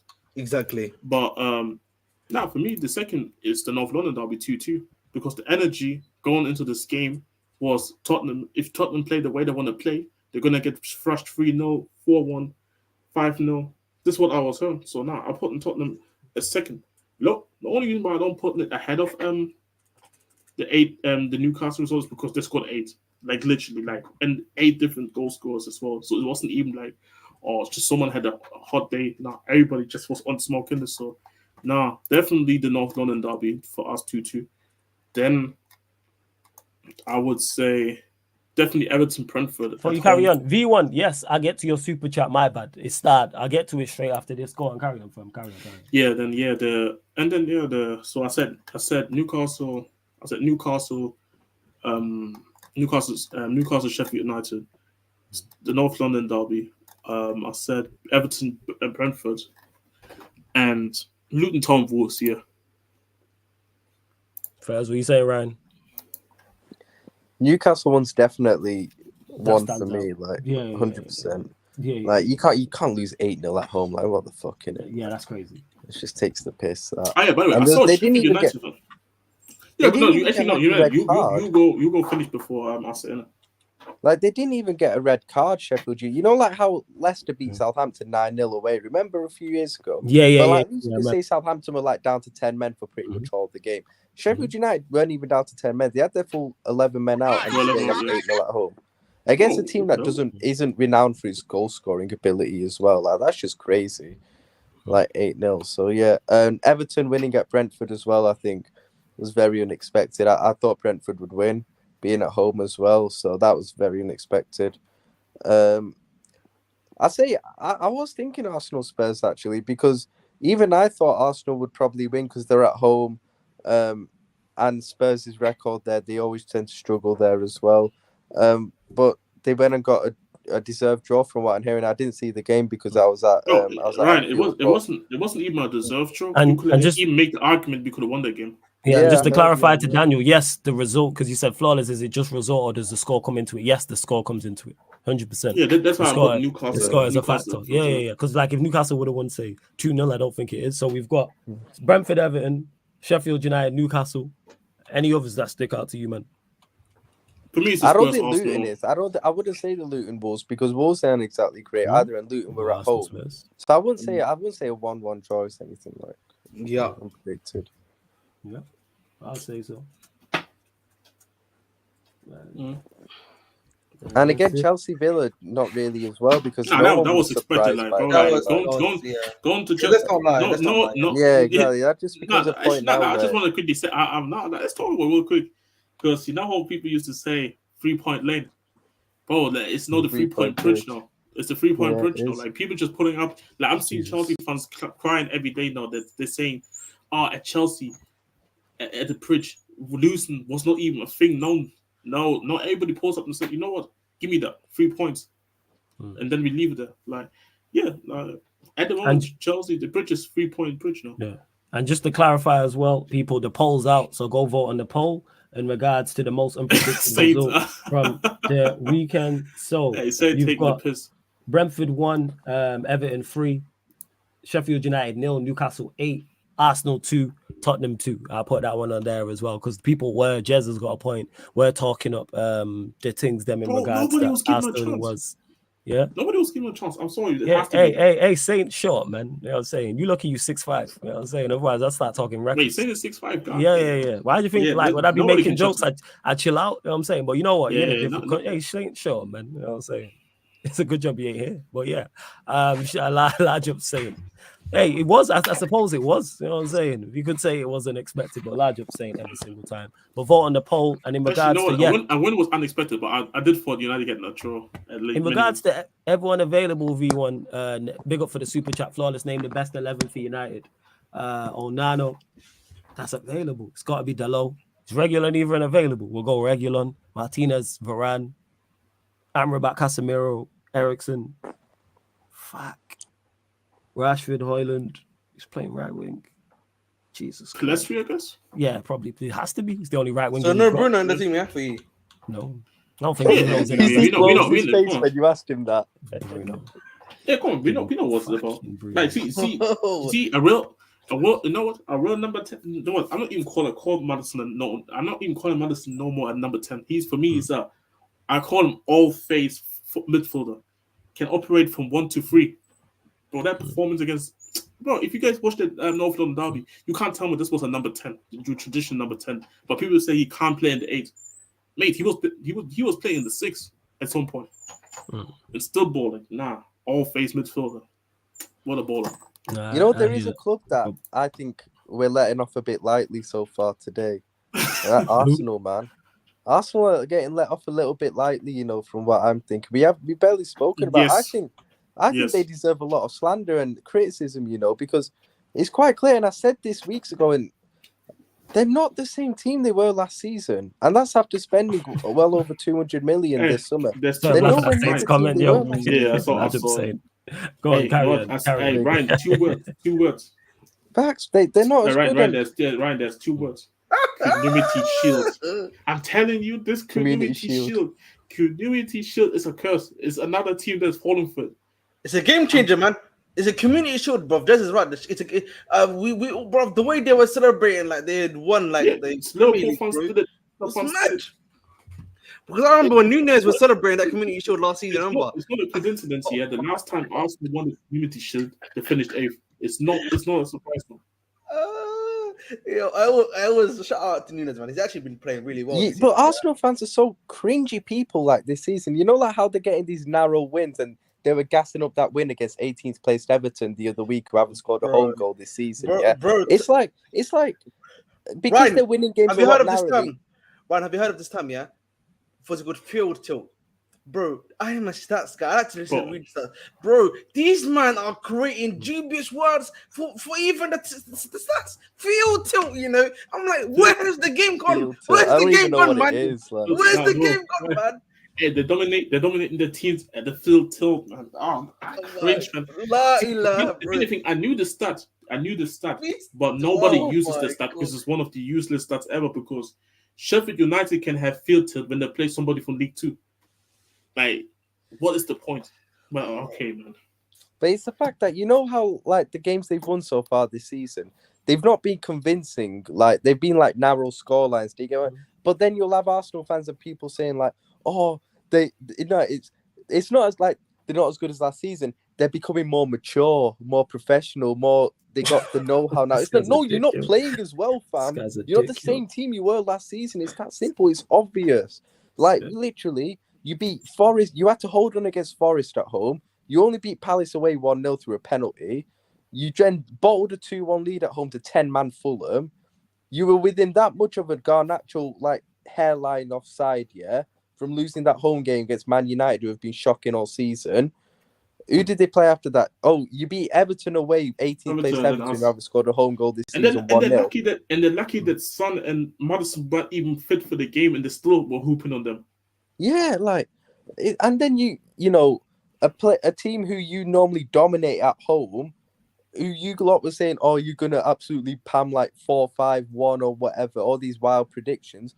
And they got a fully deserved draw from what I'm hearing. Like I said, I didn't see the game because I was at Anfield, but from what I heard Spurs were arguably the better team. And so Arsenal you could have made a debate that we should have won the game.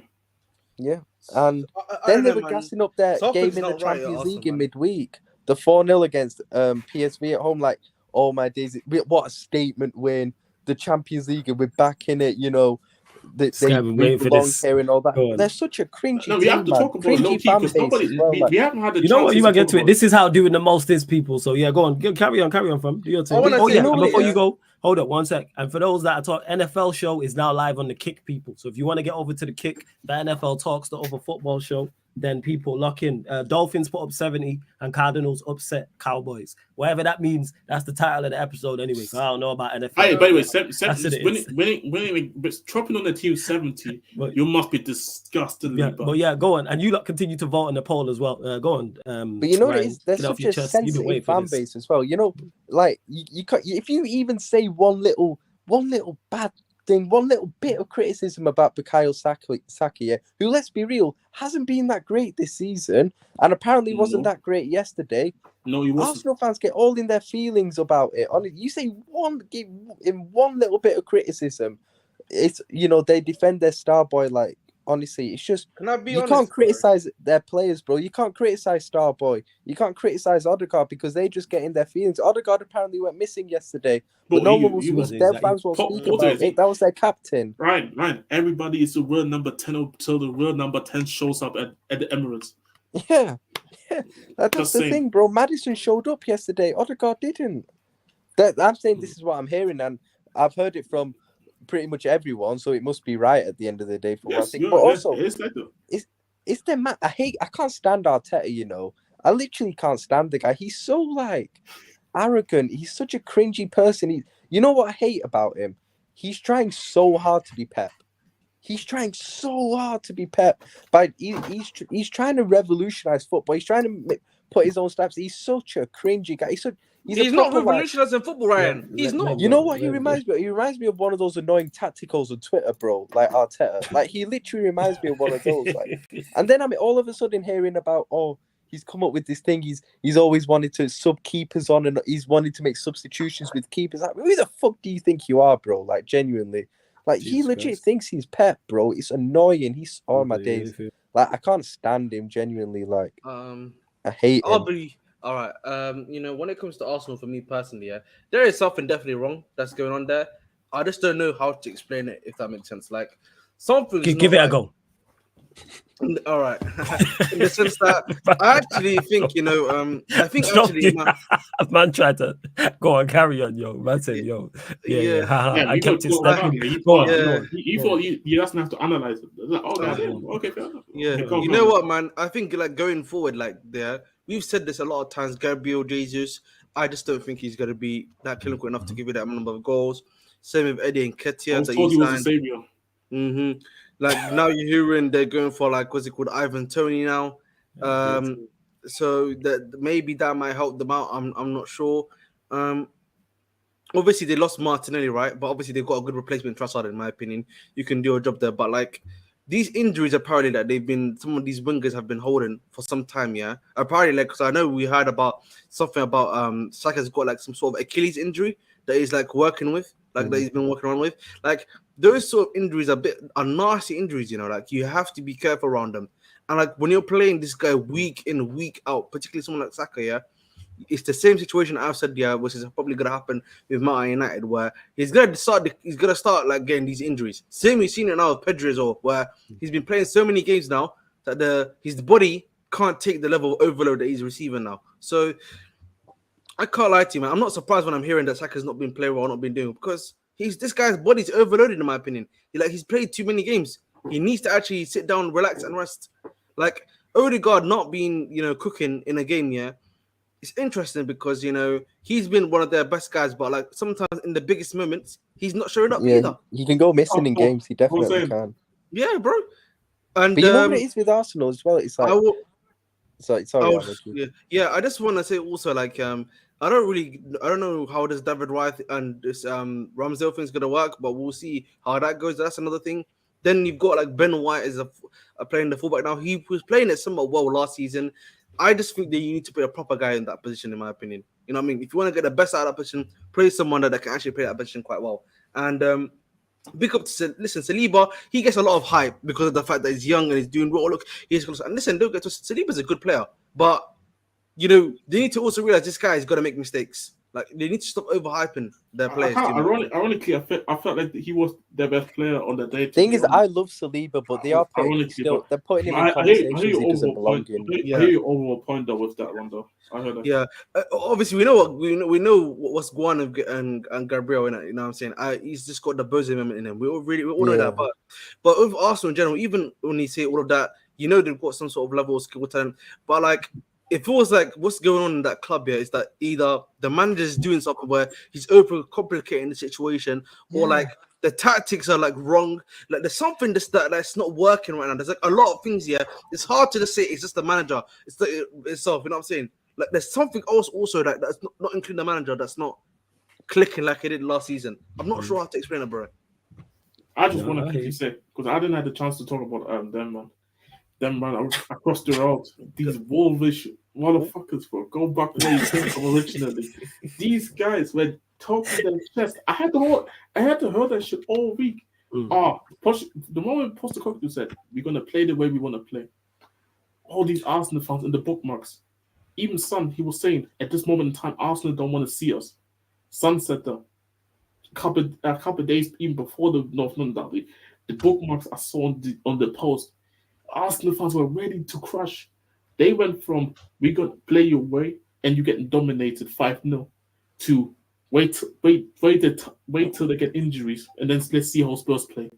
Of fucking course, if you get injuries, we're not gonna play the same way. Like Arsenal's not playing the same way with their injuries. But, yo, I just deep something, like Ryan was talking about, the fact that why are these guys so like sensitive whenever you talk about the club? You know why that is? Yeah, you just need to look back and go to YouTube and go to 2000, I think it's 16, 17, whenever that era of AFTV is available for you, and you can watch it. There was the negativity, everything like that was going on at that club, was mad. Like, it was going on for years with Wenger. Then when Wenger left, you had Emery, who they weren't that as kind to. You understand, though, that some of the situations there with Emery, to be honest, too, right? And then they brought a new thing, like, and then like, what has bred from that negativity is essentially toxic positivity. It's almost like the opposite, where they're just too like, listen, it's not going to Bears. Listen, this is a great lad. No. They don't want to hear anything negative. Like, you can't critique because they were so heavily criticizing what was happening beforehand that they've gone like almost to the other extreme. Essentially, that's what's happened to them. So that's why whenever you hear someone try to criticize like their manager or like their players, right? They don't want to hear it, and they're too sensitive because they don't want to believe that it's true. That's what it is, man. Surprise, delusional. Because they've gone from one side which was doom and gloom to the extreme opposite, as you're saying, bro. Bipolar people, and I keep saying this about these guys. I keep saying it about these guys. Like, And this motherfucker at right wing, Saka, doing the Madison celebration. Brother, you are the ghost child. No threats, no tuts. You're going to church every week on Sunday, 10 a.m. Bro, don't act like some big man and steal somebody's celebration like you always do. Now that was banter between those two, though. That was like those two said. He said it was banter between those two. Yo, go stop being original, though. How about this guy can never? Every time I see this guy celebrate, he's doing the Henry celebration, he's doing the Madison celebration, he's doing this month celebration, this month celebration. Yo, how about you go and start getting? Maybe he's scared if he gets dressed, he's gonna get bought by Chelsea. Maybe that's another thing, but that's for another day.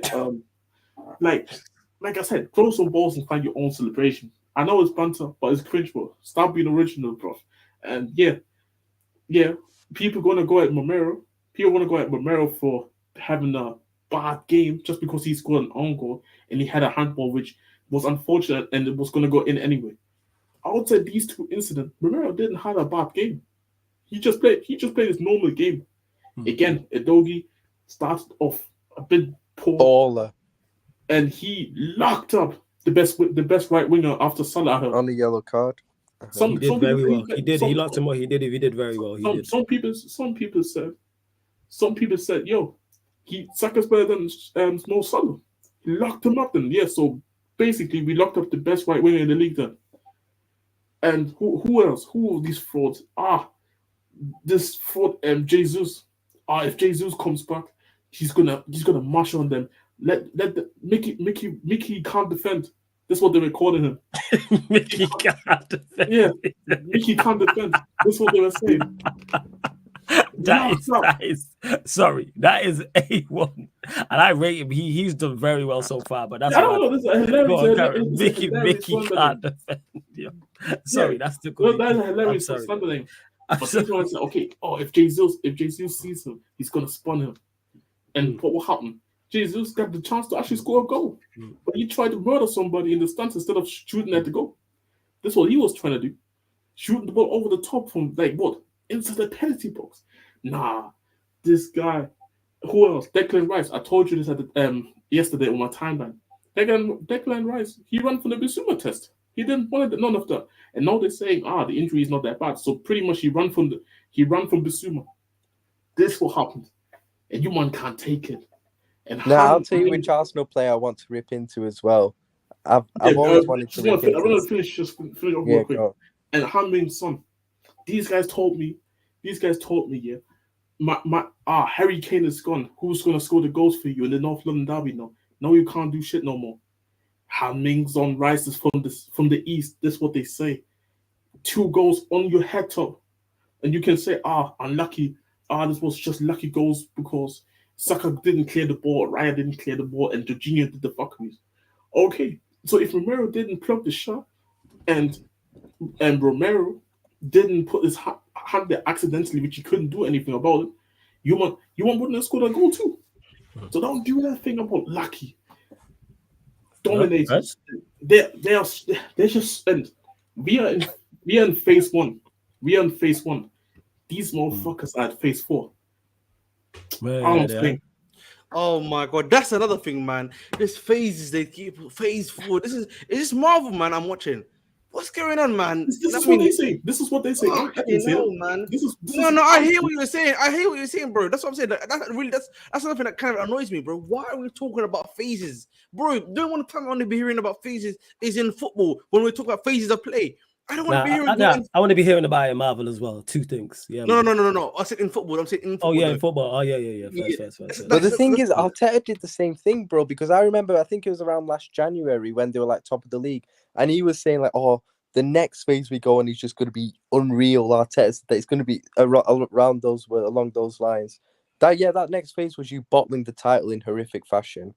That was your next phase. Like, and on that note, let me get back to the show. But we gonna spin the block and get back to this Arsenal stuff because clearly you three have plenty to get off your chest. We'll get to we'll get there. Let me get to the result to this poll. Obviously, no doubt about it. Somehow Sheffield United, Newcastle 8 only got 67% of the vote. Even though Brentford, Everton 3-1, obviously Everton winning. Props to Everton, because that's a great result for them. And then Arsenal 2, Spurs 2, which we were talking about, got to 12%. So that's the winner of that, people. All right, let's go to the next one. But don't worry, we're going to go back to the Arsenal stuff as well. My favorite category all the time. Let me know in the chat. I love this. You see Ryan's face light up there. I love this category. Most unacceptable error, people. Most unacceptable error. So for those in the chat that might not know what this is, it must have led to a goal for the opposition. Like, for example, we're talking about, Jez was talking about Jesus and him missing that chance. If he scores that, Maddison's then, that mistake is then eligible for nomination for this category. But since Jesus put it over the bar, then it's not it's not eligible, people. So let us know in the chat most unacceptable errors. We'll go to you, Ryan. What sticks out? And it's not your sole one, people. Give us all your nominations. Yeah, go on, fam. Jorginho definitely for the equalizer goal, 100%. Yeah, that's without question. Trying to think of the other games. Verbruggen for Brighton when he passed. The keeper. Yeah, that was a bad one. That was a bad one. Sterling's another one. No, sorry, so not Sterling. Sorry, I was meant to say Thiago Silva. Did he give the ball? They said he gave the ball. I didn't see it in the highlight, but this is what Chelsea fans were saying that I didn't see it in the highlights either. You know what I'm saying? So yeah, it's Thiago Silva. Yeah. The last goal that Sheffield United conceded against Newcastle, I think it was Isaac's goal. That was kind of a bad back pass from what I remember. But it was already 7-0, so it's like that was like, fuck it. Like we just do whatever. I would maybe say Kirkus for Bournemouth, that own goal. The own goal. Mm-hmm. Maybe it was unfortunate. It was unfortunate, I would say. But then at the same time, I can't think of anything outstanding. Who did they play again? Brighton. Yeah, I'm trying to remember it. Yeah, that's when it's the whipped-in cross from the left-hand side, isn't it? And then the goalkeeper's like in no man's land. I won't put it on that as unacceptable error. So we got Verbruggen's, Jorginho's. What about Romero deflecting the shot in? Because I thought I think he should have done that. Thiago Silva too. Yeah, I thought Romero should have done better when I saw it.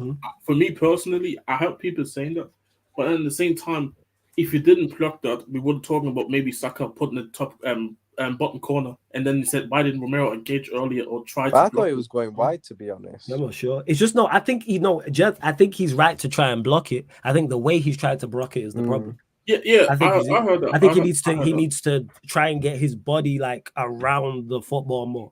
I think he'll be like, some deflections you look at and go, that's just plain unlucky. Yeah. Over deflections are better. We'll take Ahmed's word for it in regards to Thiago Silva, because I've seen many people mention it. People said it was two things. He gave the ball away and then couldn't catch it. I know he had a good game for Chelsea, but Sanchez for the goal, it just went through his legs from the tight angle. Right. Well, you know what? We'll throw Sanchez. It was very it got deflected off Colwell back to Watkins. I can't let the reaction. Probably caught him off guard. I'm not saying I don't think you should let it through your legs like that from that angle. Yeah, also true. And what's the Argade one for West Ham? Oh, he gave the pen away, Salah. Yeah, I wouldn't say unacceptable. It's just a bad tackle. It's a bad tackle. But it's last ditch. Like, he's got to try and challenge him. He just mistimed it. So right, we got Verbruggen, Jorginho, Thiago Silva. Let me see what else you like. We might just probably run it those three. Yeah. Might just run it those three people. All right, we'll run it those three. You know what I'm saying? We'll run it those three. Bear with me. This laptop, man. This goddamn laptop. Right, people, the poll's out. Go vote. Most unacceptable error. Which goal do you think is most unforgivable? We'll go to you first, Jez, out of these three. And big up to I'm OTG, because I think, is that just a sticker? Big up to you anyway, my guy. Much appreciated for the donation, man. Thank you. Much appreciated. Love. Yes, Jess, floor is yours, man. Out of these, Jorginho, Verbruggen, and the last one was Thiago Silva. Yeah. Oh, is that with the audio going in? Jorginho, Verbruggen, Thiago Silva. What are you saying, Ahmed? Thiago Silva, Jorginho, Verbruggen. Yeah. Wow. Yeah. Okay. What are you saying, Ryan? I say Jorginho top, definitely. The Brighton keeper second, Thiago Silva third. Thing is, Thiago Silva's, it was still in Villa's half, and there was still a lot to do after the goal. Like, I personally it wasn't in Villa's half. it was in That's our the thing. half. That's the thing. This guys didn't actually show the whole thing, so I can't really say, to be honest. I need to that's see what it I'm saying. again, That's why it's tough. Yeah, 'cause I don't remember him in particular. Obviously, they didn't show the mistake, but then people said he weren't quick enough to get back. But Watkins is quick. But like I say, Ahmed, we just took your word. We're gonna take your word for it, of course, like without doubt. For me, the Verbruggen one's bad, and so is the Jorginho one. They're very similar as well, like getting caught on the ball in those areas. That Jorginho one, to do it just after your team has gone back ahead as well. Yeah, like. you're right. Yeah, it's Jorginho's. Yeah, you're right. It's It's Jorginho to me, Verbruggen, and Thiago Silva. That's the three. I got Jorginho's, then Verbruggen's, then Thiago Silva's. And you expect so much better from Jorginho as well, because that's actually something that he's quite strong at. Yeah. That's his That's his attribute. Like he posted, so much better there, like. He posted on his Instagram story. I don't know if people was running jokes, but the day before, there's a picture of him and Saka was like falling to the ground. It was a still, and he was like, "Yeah, this is what you get when you press me." I'm paraphrasing. He was like, "Don't press me," or something like that. Yeah. How true it is, I don't know. That's what I don't know. It could be from last season, but that's how football fans work. Like when you say those type of things, like Well, you don't continue to vote on the poll as well. I'm OTG. Yeah, like I said, big up again for the donation, the sticker. Yo, Ryan, you said you want to go into an Arsenal player as well. Oh yeah, but we'll talk. Whilst these lot get back to the Arsenal slandering section. Yes, make sure you vote on the poll, people. Yeah, go on, Ryan. Floor's yours. Yeah, it's just that we were just slandering like every Arsenal player known to man, but there's the most unlikable player in that team. I say one of the most unlikable players in the league. That fucking prick Zinchenko. I can't stand that guy. I can't stand him. He's the most arrogant. He's the most arrogant footballer in the league. One of them, honestly. The way he talks like he's fucking the best left back in the world is annoying, bro. He's annoying to watch. Like, you think he's not even that great. Like he's a good player. Like on the ball, he's got nice little technical ability, but he's nothing special, man. Like he's worse than Trent defensively. Like, I'm saying he's way worse than Trent. It's so lucky that Timber got injured because Timber was about to snatch his position. Yeah, Timber was playing left back for like in the Community Shield and stuff. I remember. Like I can't stand Zinchenko. He's arrogant the way he speaks. Also, he's the way people say when he did that fucking huddle against Southampton last season when they were 2-0 down, that cringy huddle on the pitch. Oh man, even Odegaard had to tell him stop it in it. Like honestly, I can't stand that guy. Hey, big up TJ. I know we go into your club, but I like you. You're actually one of the more recent Arsenal fans. Yeah, so I'm not gonna get into you, but a lot of your fans piss me off. So for your sake, I wouldn't go back. I wouldn't go back and watch the stream because maybe you're gonna dislike how much I was cooking, but nah. But bro, that's your Jinko brother. Yeah. And you see Adobe? That's a real left back. That's a real left back. If Zinchenko gets a yellow card, he starts crying on the pitch. Like this is what he does. And no offense to any Ukrainians in the chat, but bro, this motherfucker, like, and I'm not even going into this war thing or anything like that. I'm saying this motherfucker is such a crybaby, and there's a reason why Pep got rid of you. See, that's why I say Pep for me is the greatest manager of all time. He's like, yo, Arteta's my little brother. Yo, give my little brother some gifts, yo, so he can pretend like his team is good. Yeah, take Jesus, take. It's like knowing you have a little brother, and it's like, yo, can I have some snacks for him? I'm hungry. This is what Pep did. He gave him Jesus. See, so what happened is here. I have like a little sister, so I give her the Snickers. I give her the Smarties. She can have that. Because I'm going and get the 5-star meal, 5-star gourmet deal. Hey, that's the Tesco meal deal, isn't it? Yeah, I'm getting the Tesco meal deal. It's gonna make me full. I'm getting Guardiola. I'm getting Haaland. Bro, they upgraded. They say, you know what? Take the debt one. We upgrading here, and these Arsenal motherfuckers are gonna compete for a title. You know what's funny about Arsenal with the title? Like their fans are like. Before you go, big up to TJ as well, man, in the chat. I see you, TJ. Thursday gonna be a great show, people. Make sure you tune in. Thursday midnight UK time. I'm counting those days right now. Go on. You know what's funny about Arsenal fans? It's like the way that you know when like Rodri got sent off the other day and they realized he was going to miss the game against Arsenal. The way Arsenal fans would celebrate, oh my days, this grows the title race, etc. You do know if Arsenal lose I'm saying it now, if Arsenal lose that game in 2 weeks, which they will because they always lose to City, right, home or away, that's their title hopes gone. They'll be 7 points behind City, having played them at home. Like it's gone if they lose that game, which they will. no saying like, but no shout out to North Side, London. Winter is coming. Winter's coming, and it's already. Bro, Arsenal was supposed to be this title challenge team that did. This is what they were telling me, and these coolers had the cheek to say Kai Havertz, this Kai Havertz stuff. These guys tried to convince themselves that Kai Havertz was a good player. They tried. They brought up, but look at the jewels that he won. Jewels. 3 months ago, you were telling me about how he's the best roaming midfielder of all time and how he can surpass RVP. This was what nasty business, man. This was what they told me 3 months ago. 3 months ago, they told me Kai Havertz is the best roaming midfielder of all time. He's better than RVP. He can surpass him. The cheek from the Arsenal. So what happened at Wembley? Who's leading the table? Who's leading the table? Don't give me this shit about. Don't give me this shit about. But we won the community shit. Leicester won the community shit. Yeah. Look where they are now. True. And you know what? If we lose to Liverpool, we lose to Liverpool. But look at Liverpool. They're actually moving like a team that looks like wanting to compete for a title. I can accept that. I can accept losing to a better team. Arsenal, our only reason why I wasn't confident going into the game is because we played the Emirates and we can't do shit in the Emirates. Yeah. But guess what? We went to the Emirates and you couldn't say we should have won that game. That's why it's like, and I seen someone that just say, Spurs was humbling. Humbling for what? Humbling for what? Because you guys were telling us, these Arsenal fans were telling us we were going to lose that game 5-0 and that we needed the humbling. Not all of a sudden Arsenal fans say, Tottenham needs to be humbled. Humbled for what? We just little Tottenham that is just in phase one, have no Harry Kane. Why do we need humbling when we lost all these guys, lost a serial winner for what people said?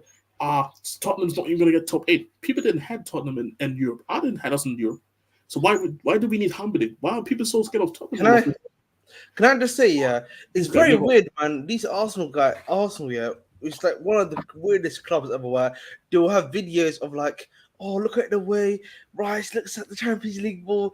I swear to God, man, their admin on YouTube or Twitter or Instagram, whatever it is, is doing some of the nastiest pieces of work I've ever seen. Like, it actually makes me sick watching that. It's like as if is this like a TV show I'm watching? You know what I'm saying, bro? This is something that I'm expecting like from memes. Like, what's going on, man? Please, let's act serious, man. Yeah. This is a big club, man. This is not Kids FC. You're on mute. No, you're talking to someone else, I think, on stream. Yeah. Bro, TJ, bro. That was go on, Jez, innit? And then we're gonna get back to the show. Go. TJ, I can't like the reason why it's definitely not you, TJ. That will say that. No. You are not one of them guys. I was literally first making sure to I was making sure not to name you because obviously that's why I started off saying you're not one of the people. The reason, teacher, why I can't name names is because there were too many of them. It's too many, bro. If I had to name names, we would be probably doing the show till 6 a.m. The amount of crap that I was hearing on my timeline. These guys was telling me about. These guys put up stats saying, some Arsenal fans was bringing up the point on Twitter saying, Pastor Cocklew said that Udogie dominated Saka. And then the Arsenal fans said, what are you talking about? He didn't won. Saka won decent amount of duels. Bro, watch the game, bro. If you watch the game, you could see how Saka couldn't do shit. Saka was like, I'm locked up, don't let me out. I was saying, this was Saka, bro. Yo, Spurs got just singing, that's how happy this guy is. It's crazy. It's not even like that happy, bro. I'm just saying, bro, the shit that I had to hear all week. That is crazy, we're gonna dominate you in possession. We're gonna dominate you in field tilt. We're gonna dominate you in shots on target. We're gonna, bro. You would have thought you should have just conceded the game. We should not even showed up.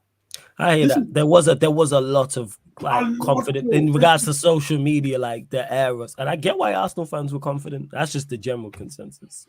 I hear it. Even last season, going to the Emirates, Arsenal fans weren't even talking that much about are we gonna get slapped up. Even under Conte, when we were at the Emirates, they didn't say to us that we're gonna get slapped up like this. And we were even worse last season at that time. But I didn't hear that energy during that period. No, there's like, Spurs need to be humbled. Humbled for what? I thought guys who are on a high of going to try and thinking they could do something. Of course, do I think some Spurs fans need humbling? Probably, yeah, because I've seen some crazy stuff being said. Like, I think it's just people just unhappy at you, like you lot being happy. Like in particular, you like I even hate Spurs. I like Spurs, but your happiness annoys me. But carry on. I get what it is. This is what I keep saying. This was me last season, so I get it. You know what I'm saying? I keep saying. People that say Spurs is not a big club, I don't want to hear this because the amount of people that don't like us being happy isn't concerned. Because Brighton been on the same run and people don't say Brighton needs to be humbled. And shout out to Black Diamond. There wasn't a Q&A, I couldn't talk about it. No, that's cool. And there will be a Q&A on Wednesday, people. Can you hear me? Am I muted? No, I'm not. No, I can hear you. Maybe you are, maybe you're not. You know what I mean? Maybe just sorry, my bad. It's just you might just threw me off. I forgot what I was even gonna say. Yeah, what the fuck? I can hear you. I don't know what's wrong. Oh, see, maybe we can, maybe we can't. You know what I'm saying? But yeah, anyway, the poll people, Jorginho's won at 61%, Thiago Silva 22% actually, and Verbruggen 17%, which I think is crazy. But we move. And big up to Black Diamond as well, who just said, where was it at? We just said dual streams. Yes, we are live on the Kick the NFL show. We are going to close out. Obviously, doing the most. The live streams are not normally this long, but obviously we're discussing things in between and a lot's gone on as well. So end the poll on that. Next category is people. Next category is, I believe it's most. Is it most? Yes, it is. Most under the cosh manager. Let us know in the chat, people. And it's the most under the cosh manager from this weekend's games just gone. So for instance, trying to think of him. Like, yes, if it's a manager who won, he is not eligible for this category. I can't repeat that enough. If it's a manager that won this week, he is not eligible. Now, if it's a manager that got a surprise draw, he's also not eligible for this. But we'll go to you, Ryan. But actually, the winner of this isn't Poch. It's the Sheffield United manager, in it, that Paul Heckingbottom. Is it Heckingbottom? Is that his name? I look up his name. Look up his name. Yeah. But yeah, 8-0 at home. Like, yeah, it's obviously you this week. It's not even Poch, to be honest. But Poch obviously needs to be nominated because Poch has not left that place since like game week 2. He's been there every week, pretty much. I think Thomas Frank as well. Actually, losing at home to Everton. It's a great shout. That's a phenomenal. Yeah. I put it down as well. Thomas Frank is one in my opinion. Manager as well, and the way their team just buttered that lead to Brighton. Yeah. What's his name again? Gary O'Neill. He's the Wolves manager, Gary O'Neill. Oh, okay. Let me Bournemouth manager. Oh, this new one. I forgot his name though. I'll check it out. I forgot his name. Yeah, Ahmed, were you saying you uncharacteristically quiet? I mean, what is there to talk about, broski? Nah, I'm saying your nominations, you joke, man. So Adoni and Irola. I know what you're talking about. I'm just saying, like, in general, there's nothing to talk about, you know what I mean? You know what I mean? There's no final lines. I need your nominations, my friend. I need your input on this conversation. You know what, man? Most under cosh, probably Ahmed Abdi. I'm going to put myself forward. Oh, you're going to put we'll add you to the list, yeah? Yeah, generally. And then put in brackets Ahmed Abdi. Maybe Eddie was right. Maybe you are to blame. Yeah, maybe please just put me alongside Poch. The next man we're gonna put up there is obviously Sheffield manager Paul Higginbottom. The third one is obviously Thomas Frank, and the last but not least is, you know what, man? I know people are talking about the manager for not Brentford or. No, sorry, the manager for Bournemouth. Sorry, I would put actually Mikel Arteta in the firing line. Oh, he's gonna get into that bitch. Yeah, sure. We need to put him there, man, because of the shit and the mistakes that he's made. He's the one. Right. So I've got Thomas Frank, Poch, Heckingbottom. Make sure it's Poch brackets Ahmed. We need to make that clear. You know what I'm saying? Poch brackets Ahmed. Right. And I'll vote for myself too, just to let you know. Right. Brackets Ahmed, because he's also at in the dugout. And who else did we say? So we got Thomas Frank, Poch, Heckingbottom, and Mikel Arteta. We're going Arteta. All right, then cool. Yeah, Cool. All right, I'm not even. If you might all suggest so, I'll drop him in there. So I'm yes, just under the Kosh Manager, people go vote on the poll. Go vote and let us know who you voted for on the poll as well. And again, say someone super chatted and they wanted to put a manager who's not on there, you know what I'm saying, as the winner, then that would be the winner, people. But yeah, go vote on the poll. We got Thomas Frank, which is a great shout from Ryan, actually, losing 3-1 at home to Everton. Heckingbottom, you just lost 8-0 on your home patch. Like, that should just not happen. Pochettino losing 1-0 at home to Villa. And then you've got the fourth one, which is Arteta for drawing at home to Spurs. Let us know who you voted for and why, people. I genuinely want to know people's reasoning as to why. I believe this show been over 2 hours. It's normally it's about hour and some change, and that's it. Let me know. Let me see. Sorry, I had to add this because I never had the chance to speak about the Arsenal, actually. Well, that's fine. Yeah, that because I had to leave that for the Chelsea lot yesterday. Oh yeah, I did. I spelled Arteta wrong because on my other laptop, the bottom of the screen is fuzzy because the screen is not. So you don't know who I'm talking about. So vote regardless. It's Arteta. You don't know what it is. That's why. But yes, Thomas Frank 0%, Poch / Ahmed 57%, Heckingbottom at 29%, Arteta at 14%. Continue to vote. Heckingbottom isn't top of this is so shameless. Yo, it's because these lot are just shameless. That's why. Chelsea, you're like, oh my. Yeah. These lot are shameless. The funny thing is, I saw what's it called? I saw a Sheffield United. This is funny because Tap and Talk actually tweeted that, and that Sheffield United fan was talking about how that Sheffield United fan was talking about how because of the way football has gone and how you need a billionaire owner to stay up in the league. I think that's nonsense, in my opinion. I feel like it's nonsense. I kind of like, and this is not saying that I have an experience of how it's like to be supporting a team that is like always like, we get relegated, come up. I have no clue, but I feel like with right recruitment, you can stay up. Because let's not act like Nottingham Forest window last summer was already, for me, it was merry with mid. I honestly said what Forest said, mid is what they're trying to be. So before you go, hey Daniel, because of the super chat you dropped before, well, you dropped 2, and obviously appreciating both. In particular, the first one was a huge super chat. Yeah, Heckingbottom's the winner. You can pick. That's calm. Because he dropped, for those I don't know, he dropped a big super chat earlier. So Daniel, you lot still vote on the poll, but yes, Daniel. And if you want to vote for untouchable manager as well, the next one, feel free. But yeah, go on, carry on. Like, sorry, but what I was saying is that I've seen other teams that came up from the league maybe didn't have as much of the budget as well of other teams. I'm not going to include Bournemouth in this because Bournemouth, they did spend quite a lot of money in January, but I've seen over the years teams that didn't have a lot of money use their money correctly and wisely they get from the promotion, because let's not also forget the teams that come from the championship get a lot of money compared to other teams that come up from their own second divisions. So it's like, as much as I kind of agree that the Premier League, yes, it's a lot of money. Look at how much we spent. I mean, we've seen players go for 70, 80 million, and this is just a standard price. But at the same time, if you scored right, you scored right. We got Vicario for 60 million. Edogi was 20 million. You can't tell me that Sheffield United couldn't buy these two to improve the team if they didn't went in for those two. And at that time, maybe not Edogi, because Edogi was chased by top Italian clubs and also with us. But Vicario linked to nobody. He could have probably went to a Sheffield United. Sarr was an 18-year-old kid from Senegal played at Metz.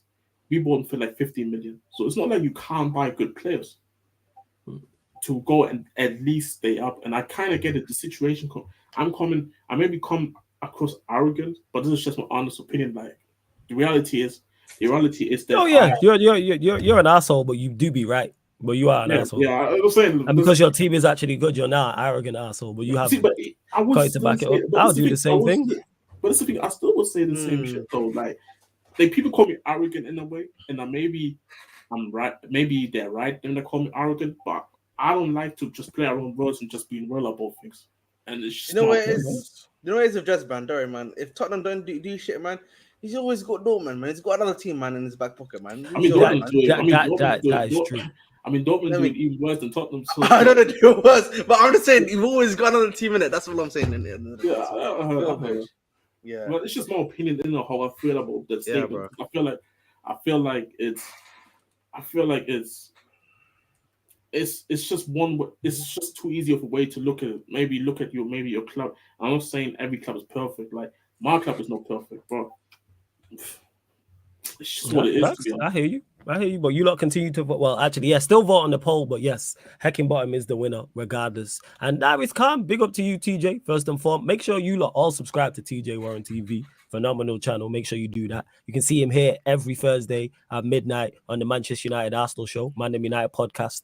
Gonna talk from the Arsenal podcast as midnight UK time. So make sure. And that is cool, man. He said not trying to plug our show too much here, flawless, but everyone is getting it at midnight on Friday. Smash that. So it's midnight Thursday nights, people. Friday morning. Smash the likes and follow up the Sarcasm City TV panel. Nah, it's cool, man. No stress, TJ. Promote the show. All well, man. I'm genuine. Obviously, I look forward to it anyway. But then when I seen you at the Sarcasm City TV Twitter, I was like, I got plenty to say. I was like, all right, this gonna be good. 110%. And we gonna have plenty to discuss. So make sure you lot are there. You can actually hit the notification bell on that actual individual video, people. Trust me. And then just be ready. That's what I will say. Be absolute ready. And to anyone hating in the chat, click the X button. Don't like the content, just dip.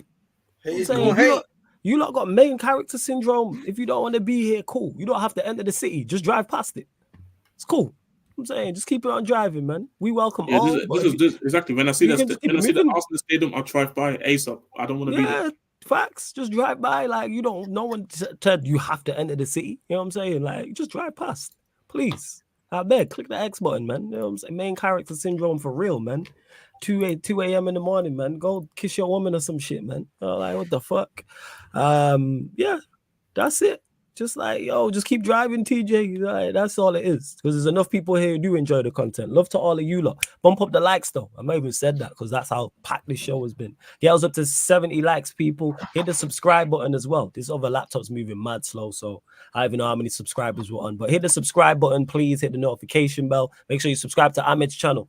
The Bridge 258, people. The link's in the title right now. So you click the link, it opens up a new tab. You can subscribe to his channel. He's doing great work over there, consistent work as well. And yo, he could have ran from the grind, but Chelsea are bad and he's there, still producing content on a regular basis. I respect it.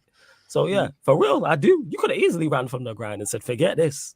But now you there. Like even during the whole Caicedo Lavia thing, the amount of times you went live, I respect it. Hey, you went more live. We went more live than Chelsea got wins in 2023. Hey, that is facts. I can't even, one. No, I'm saying more live of what Caicedo inside 24 hours than Chelsea got wins for. Like, you know what's crazy, man? You know what's crazy, man? I'm already back to where I was back in March-ish, basically. So, man, same shit, man. Different week. Hey, to be fair, Ahmed, like, you know what you can do? What I did last season? I just started not watching my club anymore and just started other clubs. Bro, do you know what's crazy, man? I watch runs in it weekly, yeah. Bro, the man them over there, I forget how to shoot too. Like Chelsea, oh my god, bro. Like Greery's been doing actually not pretty bad, bro. Yeah, I mean, just watch other European football. Like, I'm watching, bro. Yeah, I've been watching a lot of European football though. That definitely for sure does. I've been like, bro, that's what I did last season because I was like, fuck that shit, and then like, but yeah, are we gonna go to the next? Yeah, Untouchable? Yeah, go to the next one, and then we'll have to be well. Yeah, because people were asking a question about the Liverpool Spurs game. Ahmed, what's your goal? What's your goal of the month so far? You know, the goal of the month so far for me, United for America, is my goal. You know, in a nice little 5-a-side football. Little hezzy tween and then bang straight with my left foot. A little what? Little hezzy tween, you know what I'm saying? Hezzy between the legs, so this is what he was saying. Oh, hezzy between. Okay, I know what hezzy is. Sure, yeah. Fairs. All right, but yes, most untouchable manager, people. So this again is the weekend's games just gone. That's all we're looking at is the weekend's games just gone. So if it's a manager who lost or a manager who got a draw when he was favorites to win, they are not eligible for nomination for this category. Of course, Daniel, if you are picked the winner for this category, that's absolutely fine. But yes, I'm saying, that's to anybody else, actually, if you do indeed super chat. But yes, most untouchable manager. People. Him Papa, you know, what is going on? Yeah, I mean, I call him father, but All right, we'll go to you, Jed. So outside of Postecoglou, nominations, and let me know in the chat as well. Damn, I wasn't even gonna go there. I wasn't even gonna say his name first. Yeah, sure. I can hear you smiling, dickhead. This guy. I wasn't gonna go there. Sean Dyche for sure, definitely. I think this is what first win now for Everton. Oh yeah, Sean Dyche. Yeah, it was his first win. Yeah. Obviously Eddie Howe. My guy Sean Dyche, man. I like Sean Dyche, man. See this one, Burnley heritage. Don't go away from your heritage, bro. You tried it. You try to play this pretty tiki taka. Get the fuck out of here, man. Sean Dyche, this is what we want. Real men. Just put the ball into the net. It's not rocket science. It's not. It's really not. But yeah, Sean Dyche first. I mean, actually, I'm not going to get more. Let's just say the names. Sean Dyche, definitely Eddie Howe. Definitely Eddie Howe. Yes. I don't think Eddie Howe. Yes. I wanted to say Luton Town manager, but I put in like what is it called, the slash? I put Ten Hag as well because I feel like as much as we want to troll Man United and as much how bad it was, Man United needed it when trusting me. So I put Ten Hag there as well with the Luton manager, kind of like a slash, but I couldn't decide between who. Maybe the panel can decide in the chat, and then obviously Postecoglou. Okay, go on, Ryan. Nominations. Yeah, Eddie Howe definitely. Dyche, yeah. Postecoglou, I think, deserves it as well. Honourable mention to Klopp as well because I think we're beating West Ham. West Ham are a decent team, good team, and I think that was a good win as well. So honourable mention to him. Who else? So I said Dyche, Postecoglou, Eddie Howe. I wouldn't say the Luton manager, to be fair. Pep. He got his first point. He got his first point now. Yeah, but it was at home to a 10-man Wolves. Like it was a bit. I don't think he deserves it, to be honest. Yeah, I'd probably say that's it, to be honest with you. Yeah. Unai Emery as well, possibly. Like. Yeah. Did you say Ten Hag? Because I put Ten Hag. I didn't say Ten Hag. No. Let us know in the chat, people. I got 3. I got Sean Dyche and Eddie Howe currently. If there's not a 4th people, I'm just gonna run this poll. No one really sticks out. Unai Emery, because they were. I wouldn't say it goes far to say they're favorites, but the win was there. Same way with Ten Hag. I'm not gonna say Ten Hag for that. Like no, if we win 4 or 5, conversation. I was more going into the situation what the game meant, to be honest. But I would personally say Emery. I would like to add Emery because he had a 3-2 loss against I think it was he lost. I add Emery to the poll, man. You know what I'm saying? Chelsea can lose something else again this weekend. So let's go, man. So yeah, people. Yeah, man. The poll is out, people. The poll is out. Go vote on the poll. Go vote on the poll. Klopp was good, but Warrior J, but they were expected to win. Like even though West Ham are in good form, like I fully had no doubts in my mind that Liverpool were going to win that game. If it was away, if it was at West Ham, if it's away, yes, like then that's different. But at home, my back is against anyone. So yes, but the poll's out. Go vote on the poll, people. Vote on the poll. Vote on the poll. I want to quickly, what's it called? I want to. You want to shout out your father? Go on. Is that what you want to do? No. I just want to quickly talk about the next game for us coming up, which is obviously Liverpool, the most cursed fixture after Arsenal at the Emirates. Because I watched the video again earlier today. I still can't believe some of these games over the recent times we have not won. I can't believe it, but that's for another day. I can't lie. I'm looking at this Liverpool team, and I feel like we can get something out of this Liverpool game because Liverpool refuse at any case not to defend. They're refusing to defend, but they want to attack. So I'm worried because I wouldn't be too worried if Liverpool's attack wasn't this hot. Like everybody's just going to go. Like Jota is saying, you want to have some.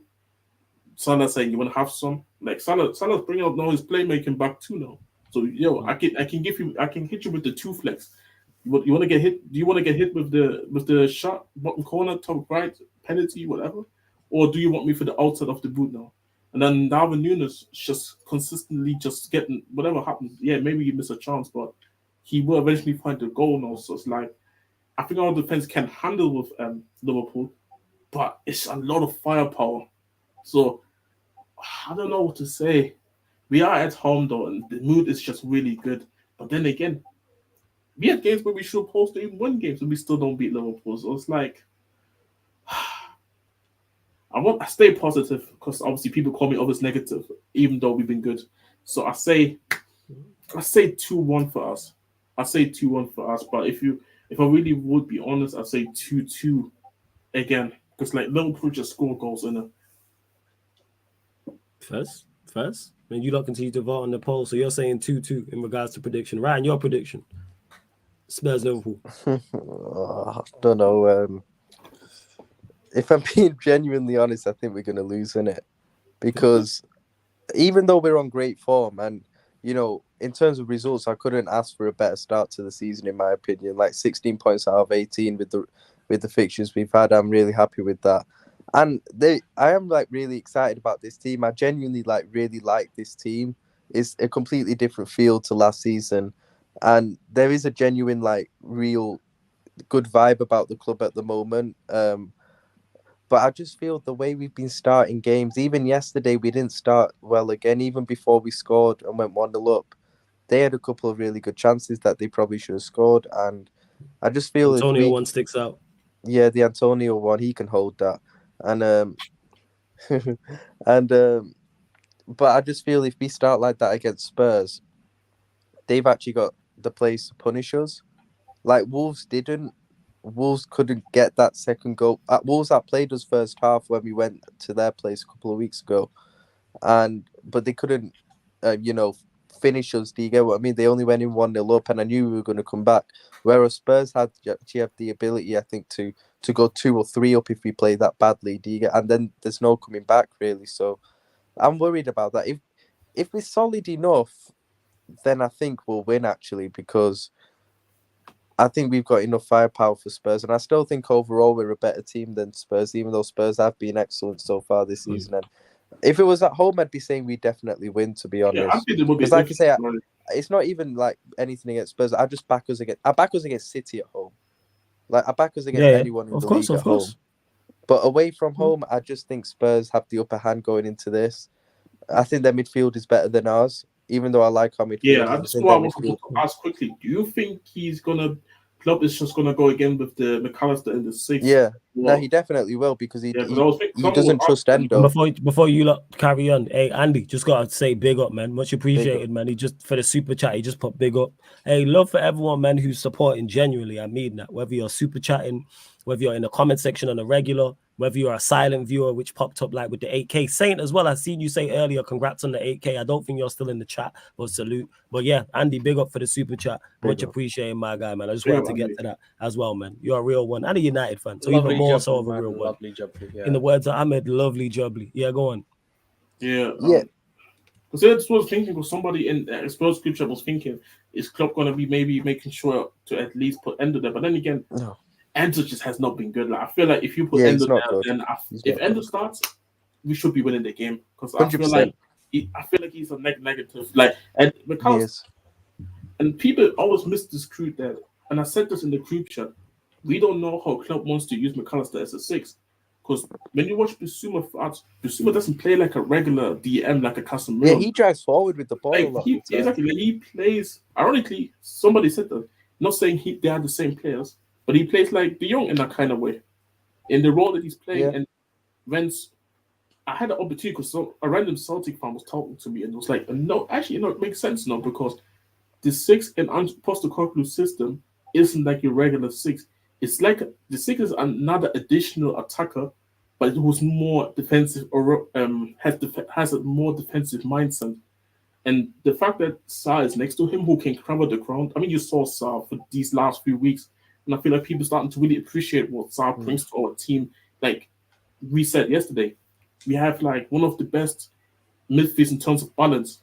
Everybody fits each other so well, and I feel like Liverpool's midfield, we still have question marks about the midfield. If not saying that their midfield hasn't performed well, but I feel like there's still question marks, and I feel like Liverpool fans just waiting for that one game where they can confirm, you know what, are these question marks actually justified, or is Klopp going to shut Liverpool fans up with that midfield?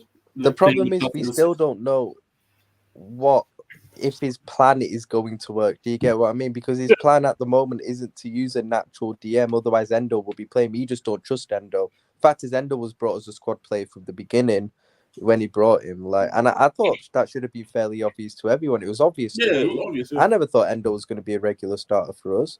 No chance, because he's not that guy. I'll be honest. He's a squad player. Yeah, man. At least you've accepted he's a squad player. I accepted it from the start. Well, but that's just the way you was hating on him, like he was that bad of a signing. I still stand by. He's not a good signing. I think he's a bit of a pointless signing. I'll be honest. I don't get it. You don't get game time. Yeah, but we move. Someone got back on my I just don't rate him. You just seen him in the Europa League. The guy was crap, man. Yeah, against last. I only watched the bits and pieces. I watched the vast majority of the second half. But people, we're gonna close out the poll. But you know what it is, before you go, landslide people. Sean Dyche 17%, Ange 83%, Eddie Howe 0%. You know that's crazy. 0%. 0%. 8-0 away from home. 0%. 8-0. You know. Oh my days. He ain't rated still, man. He ain't rated, man. 0 ratings. The man went away from home and won 8-0. 8-0, oh bro. My word. I can't like you see, I love Ange, but bro, 8-0, bro. They're hating, man. They're hating. Yo, man. we need Daniel to like use this and just vote Eddie Howe, man. Legit, like use this. Because I expect Eddie Howe to win this. I can't, like, even though I wonder. He has to win this. Yo, is this on? What are we doing, people? No, you sound like in the ocean, big man. Yeah. It means it's the camera mic. I bet if I tap the camera, then it'll be that. 1 second, let me switch. What are you lot doing? Made me unplug my mic and everything. 1 second. Let me switch the audio around. Hold up. There we go. We're back. Kind of got better, but it's not really there like that. I mean, we can still hear you regardless, though. You just sound like in the ocean, my friend. Yeah, swimming in the deep. That's better, isn't it? You that's look better, at it. Yeah, that's better. Yeah. What is going on, people? A man won 8-0 away from home. Yeah, mate. And just to top it off, someone just voted for Emery. Emery's now got 8%. You lot taking a piss.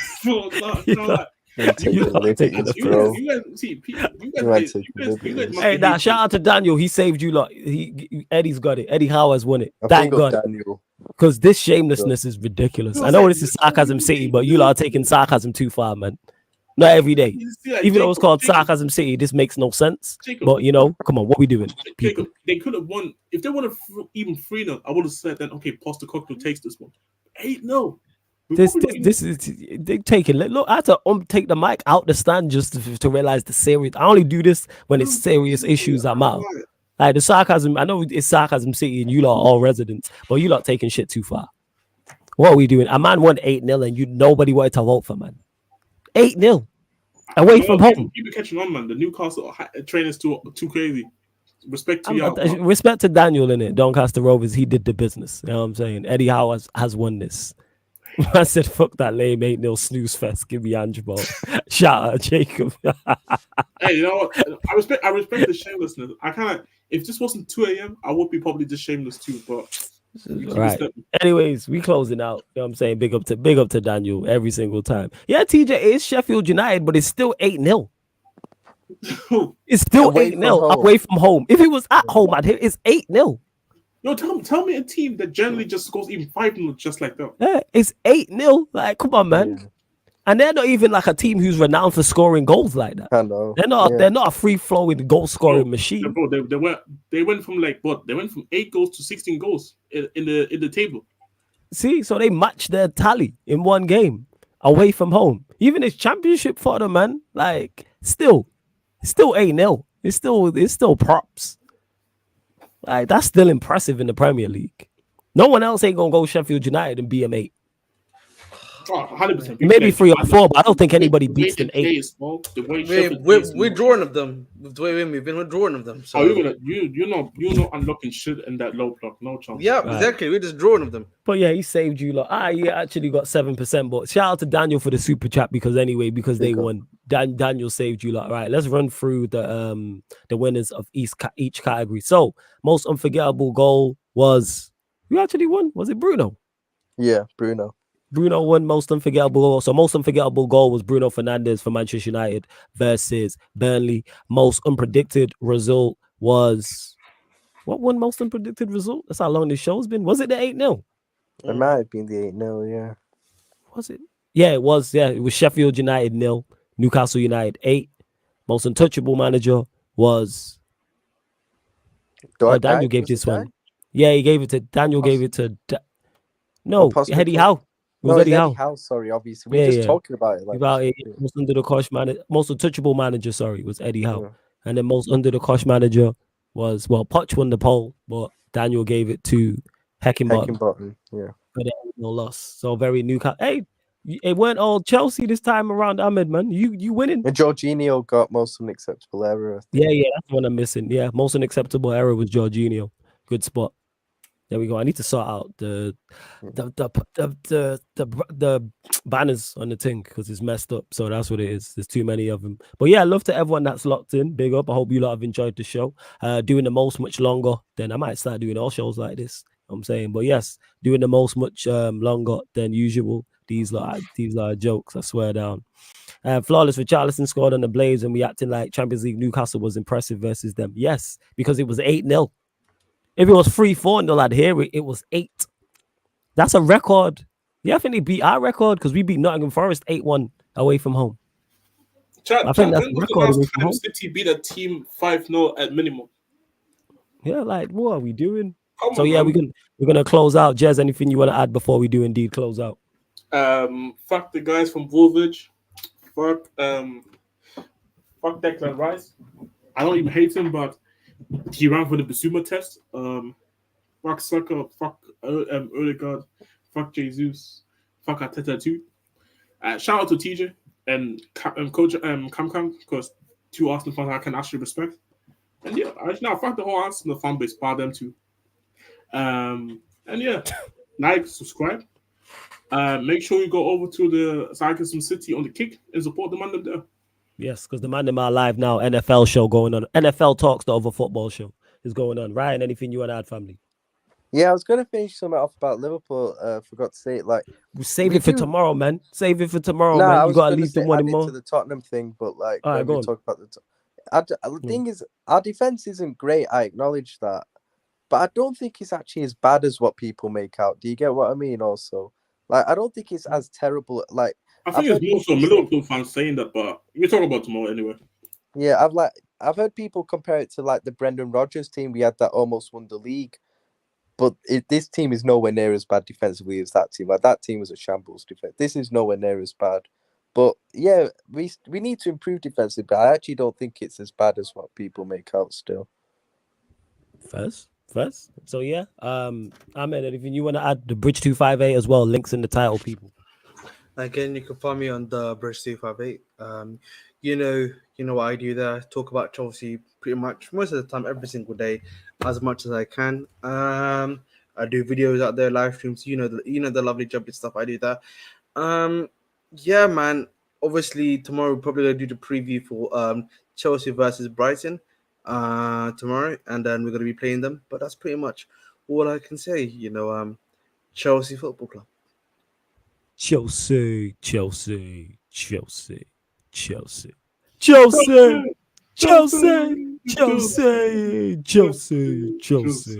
can't wait for that chant is fire. I say it all the time. It's the high tone and the low tone that gets me every single time. I love that shit. The fact that they had to sit on sync as well, knowing they say that shit in sync. You know what I'm saying? And that, like, they know, like, because when it starts off, they know whether to go high or low. Like, it's just an unwritten rule. I think it's great. You know what I'm saying? To Daniel, he says, great London accent, Flawless. It's because I talk to them all day long. That's why. The amount of Londoners I hear, the amount of times I hear bruv is hilarious. Obviously, I don't say that because it's a Southerner thing, but yeah, I think it's a hilarious word, the way they use it. It's crazy. But yes, love to everyone who's locked in. We are back tomorrow. Shit, the United play. Do we play Tuesday? Do we play today? Yes, Are we the Wednesday game? GC people. I don't even know what's going on. So yes, Mandem United podcast, 4:30 p.m. Myself and Ivorian talking all things Manchester United. So we'll probably be talking about this Jadon Sancho thing, as well as previewing the Palace game and also giving our thoughts. Well, Ivorian will be giving his thoughts on the Burnley game. Then right here on the Sarcasm City TV YouTube, Manchester United versus Crystal Palace, Carabao Cup 3rd round watch along. That will be here. And then following that, myself, Ryan, and the rest of the Liverpool gang will be back for the first crossover of the week, people. Mandem United podcast, analysis at Anfield podcast, Manchester United Liverpool show. So recapping the Manchester United Palace game, looking ahead to Liverpool's game in the same competition against Leicester City. Also, these Liverpool fans being mad happy about, you know what I'm saying, their current form and looking ahead to them against Spurs as well. And Satan will be returning, people. Satan will be returning. Ryan will be there as well. Ram's not about. In regards to Shameless, I'm not sure. Lewis ain't said nothing, so I don't know. But I'll keep you updated. I'll let you know by tomorrow. But check out the upcoming live stream schedule anyway. Make sure you get over to the Kick. The link is in the channel. Please follow us on all audio platforms as well. Spotify, iTunes, SoundCloud, wherever you listen to podcasts. Make sure you follow us across all socials. Sheik, big up. Hope you lot have enjoyed the show. And I seen this is a great comment from Jacob. 1 second. You said this. He basically said, yeah, this is one of his favorite shows, but it's hard to choose. Glad you lot enjoyed it, man. Yeah, he said big ups. This is probably my favorite Sarcasm City TV show, but hard to choose. Yeah, I enjoyed this because it's something different. It gets away from the regular conversation, and it's not like club bias. Everybody gets crashed on, like in regards to for mistakes they make. Like when Caicedo made them 2 mistakes back to back. That shit was hilarious. But anyways, love to everyone that's locked in. I don't think anybody's live. Let me just double check. Yeah, go on, Jez. No, I was just thinking about it because we now have answer how many wins he's gonna get this year. How many wins is Caicedo gonna get in 2023? How many has he got at Chelsea so far? Is it one? No. Was he there? Luton? Did he play against Luton? Did he play against Luton? He played against Luton. Did he play against Luton? Yeah, there we go. He did, yeah. Oh yeah, okay, 1 win. So there we go. But hey, love to everyone that's locked in. This has been Doing the Most live on the Sarcasm City TV YouTube channel. Thank you very much for tuning in. Yo, why is this just malfunctioning? Big up.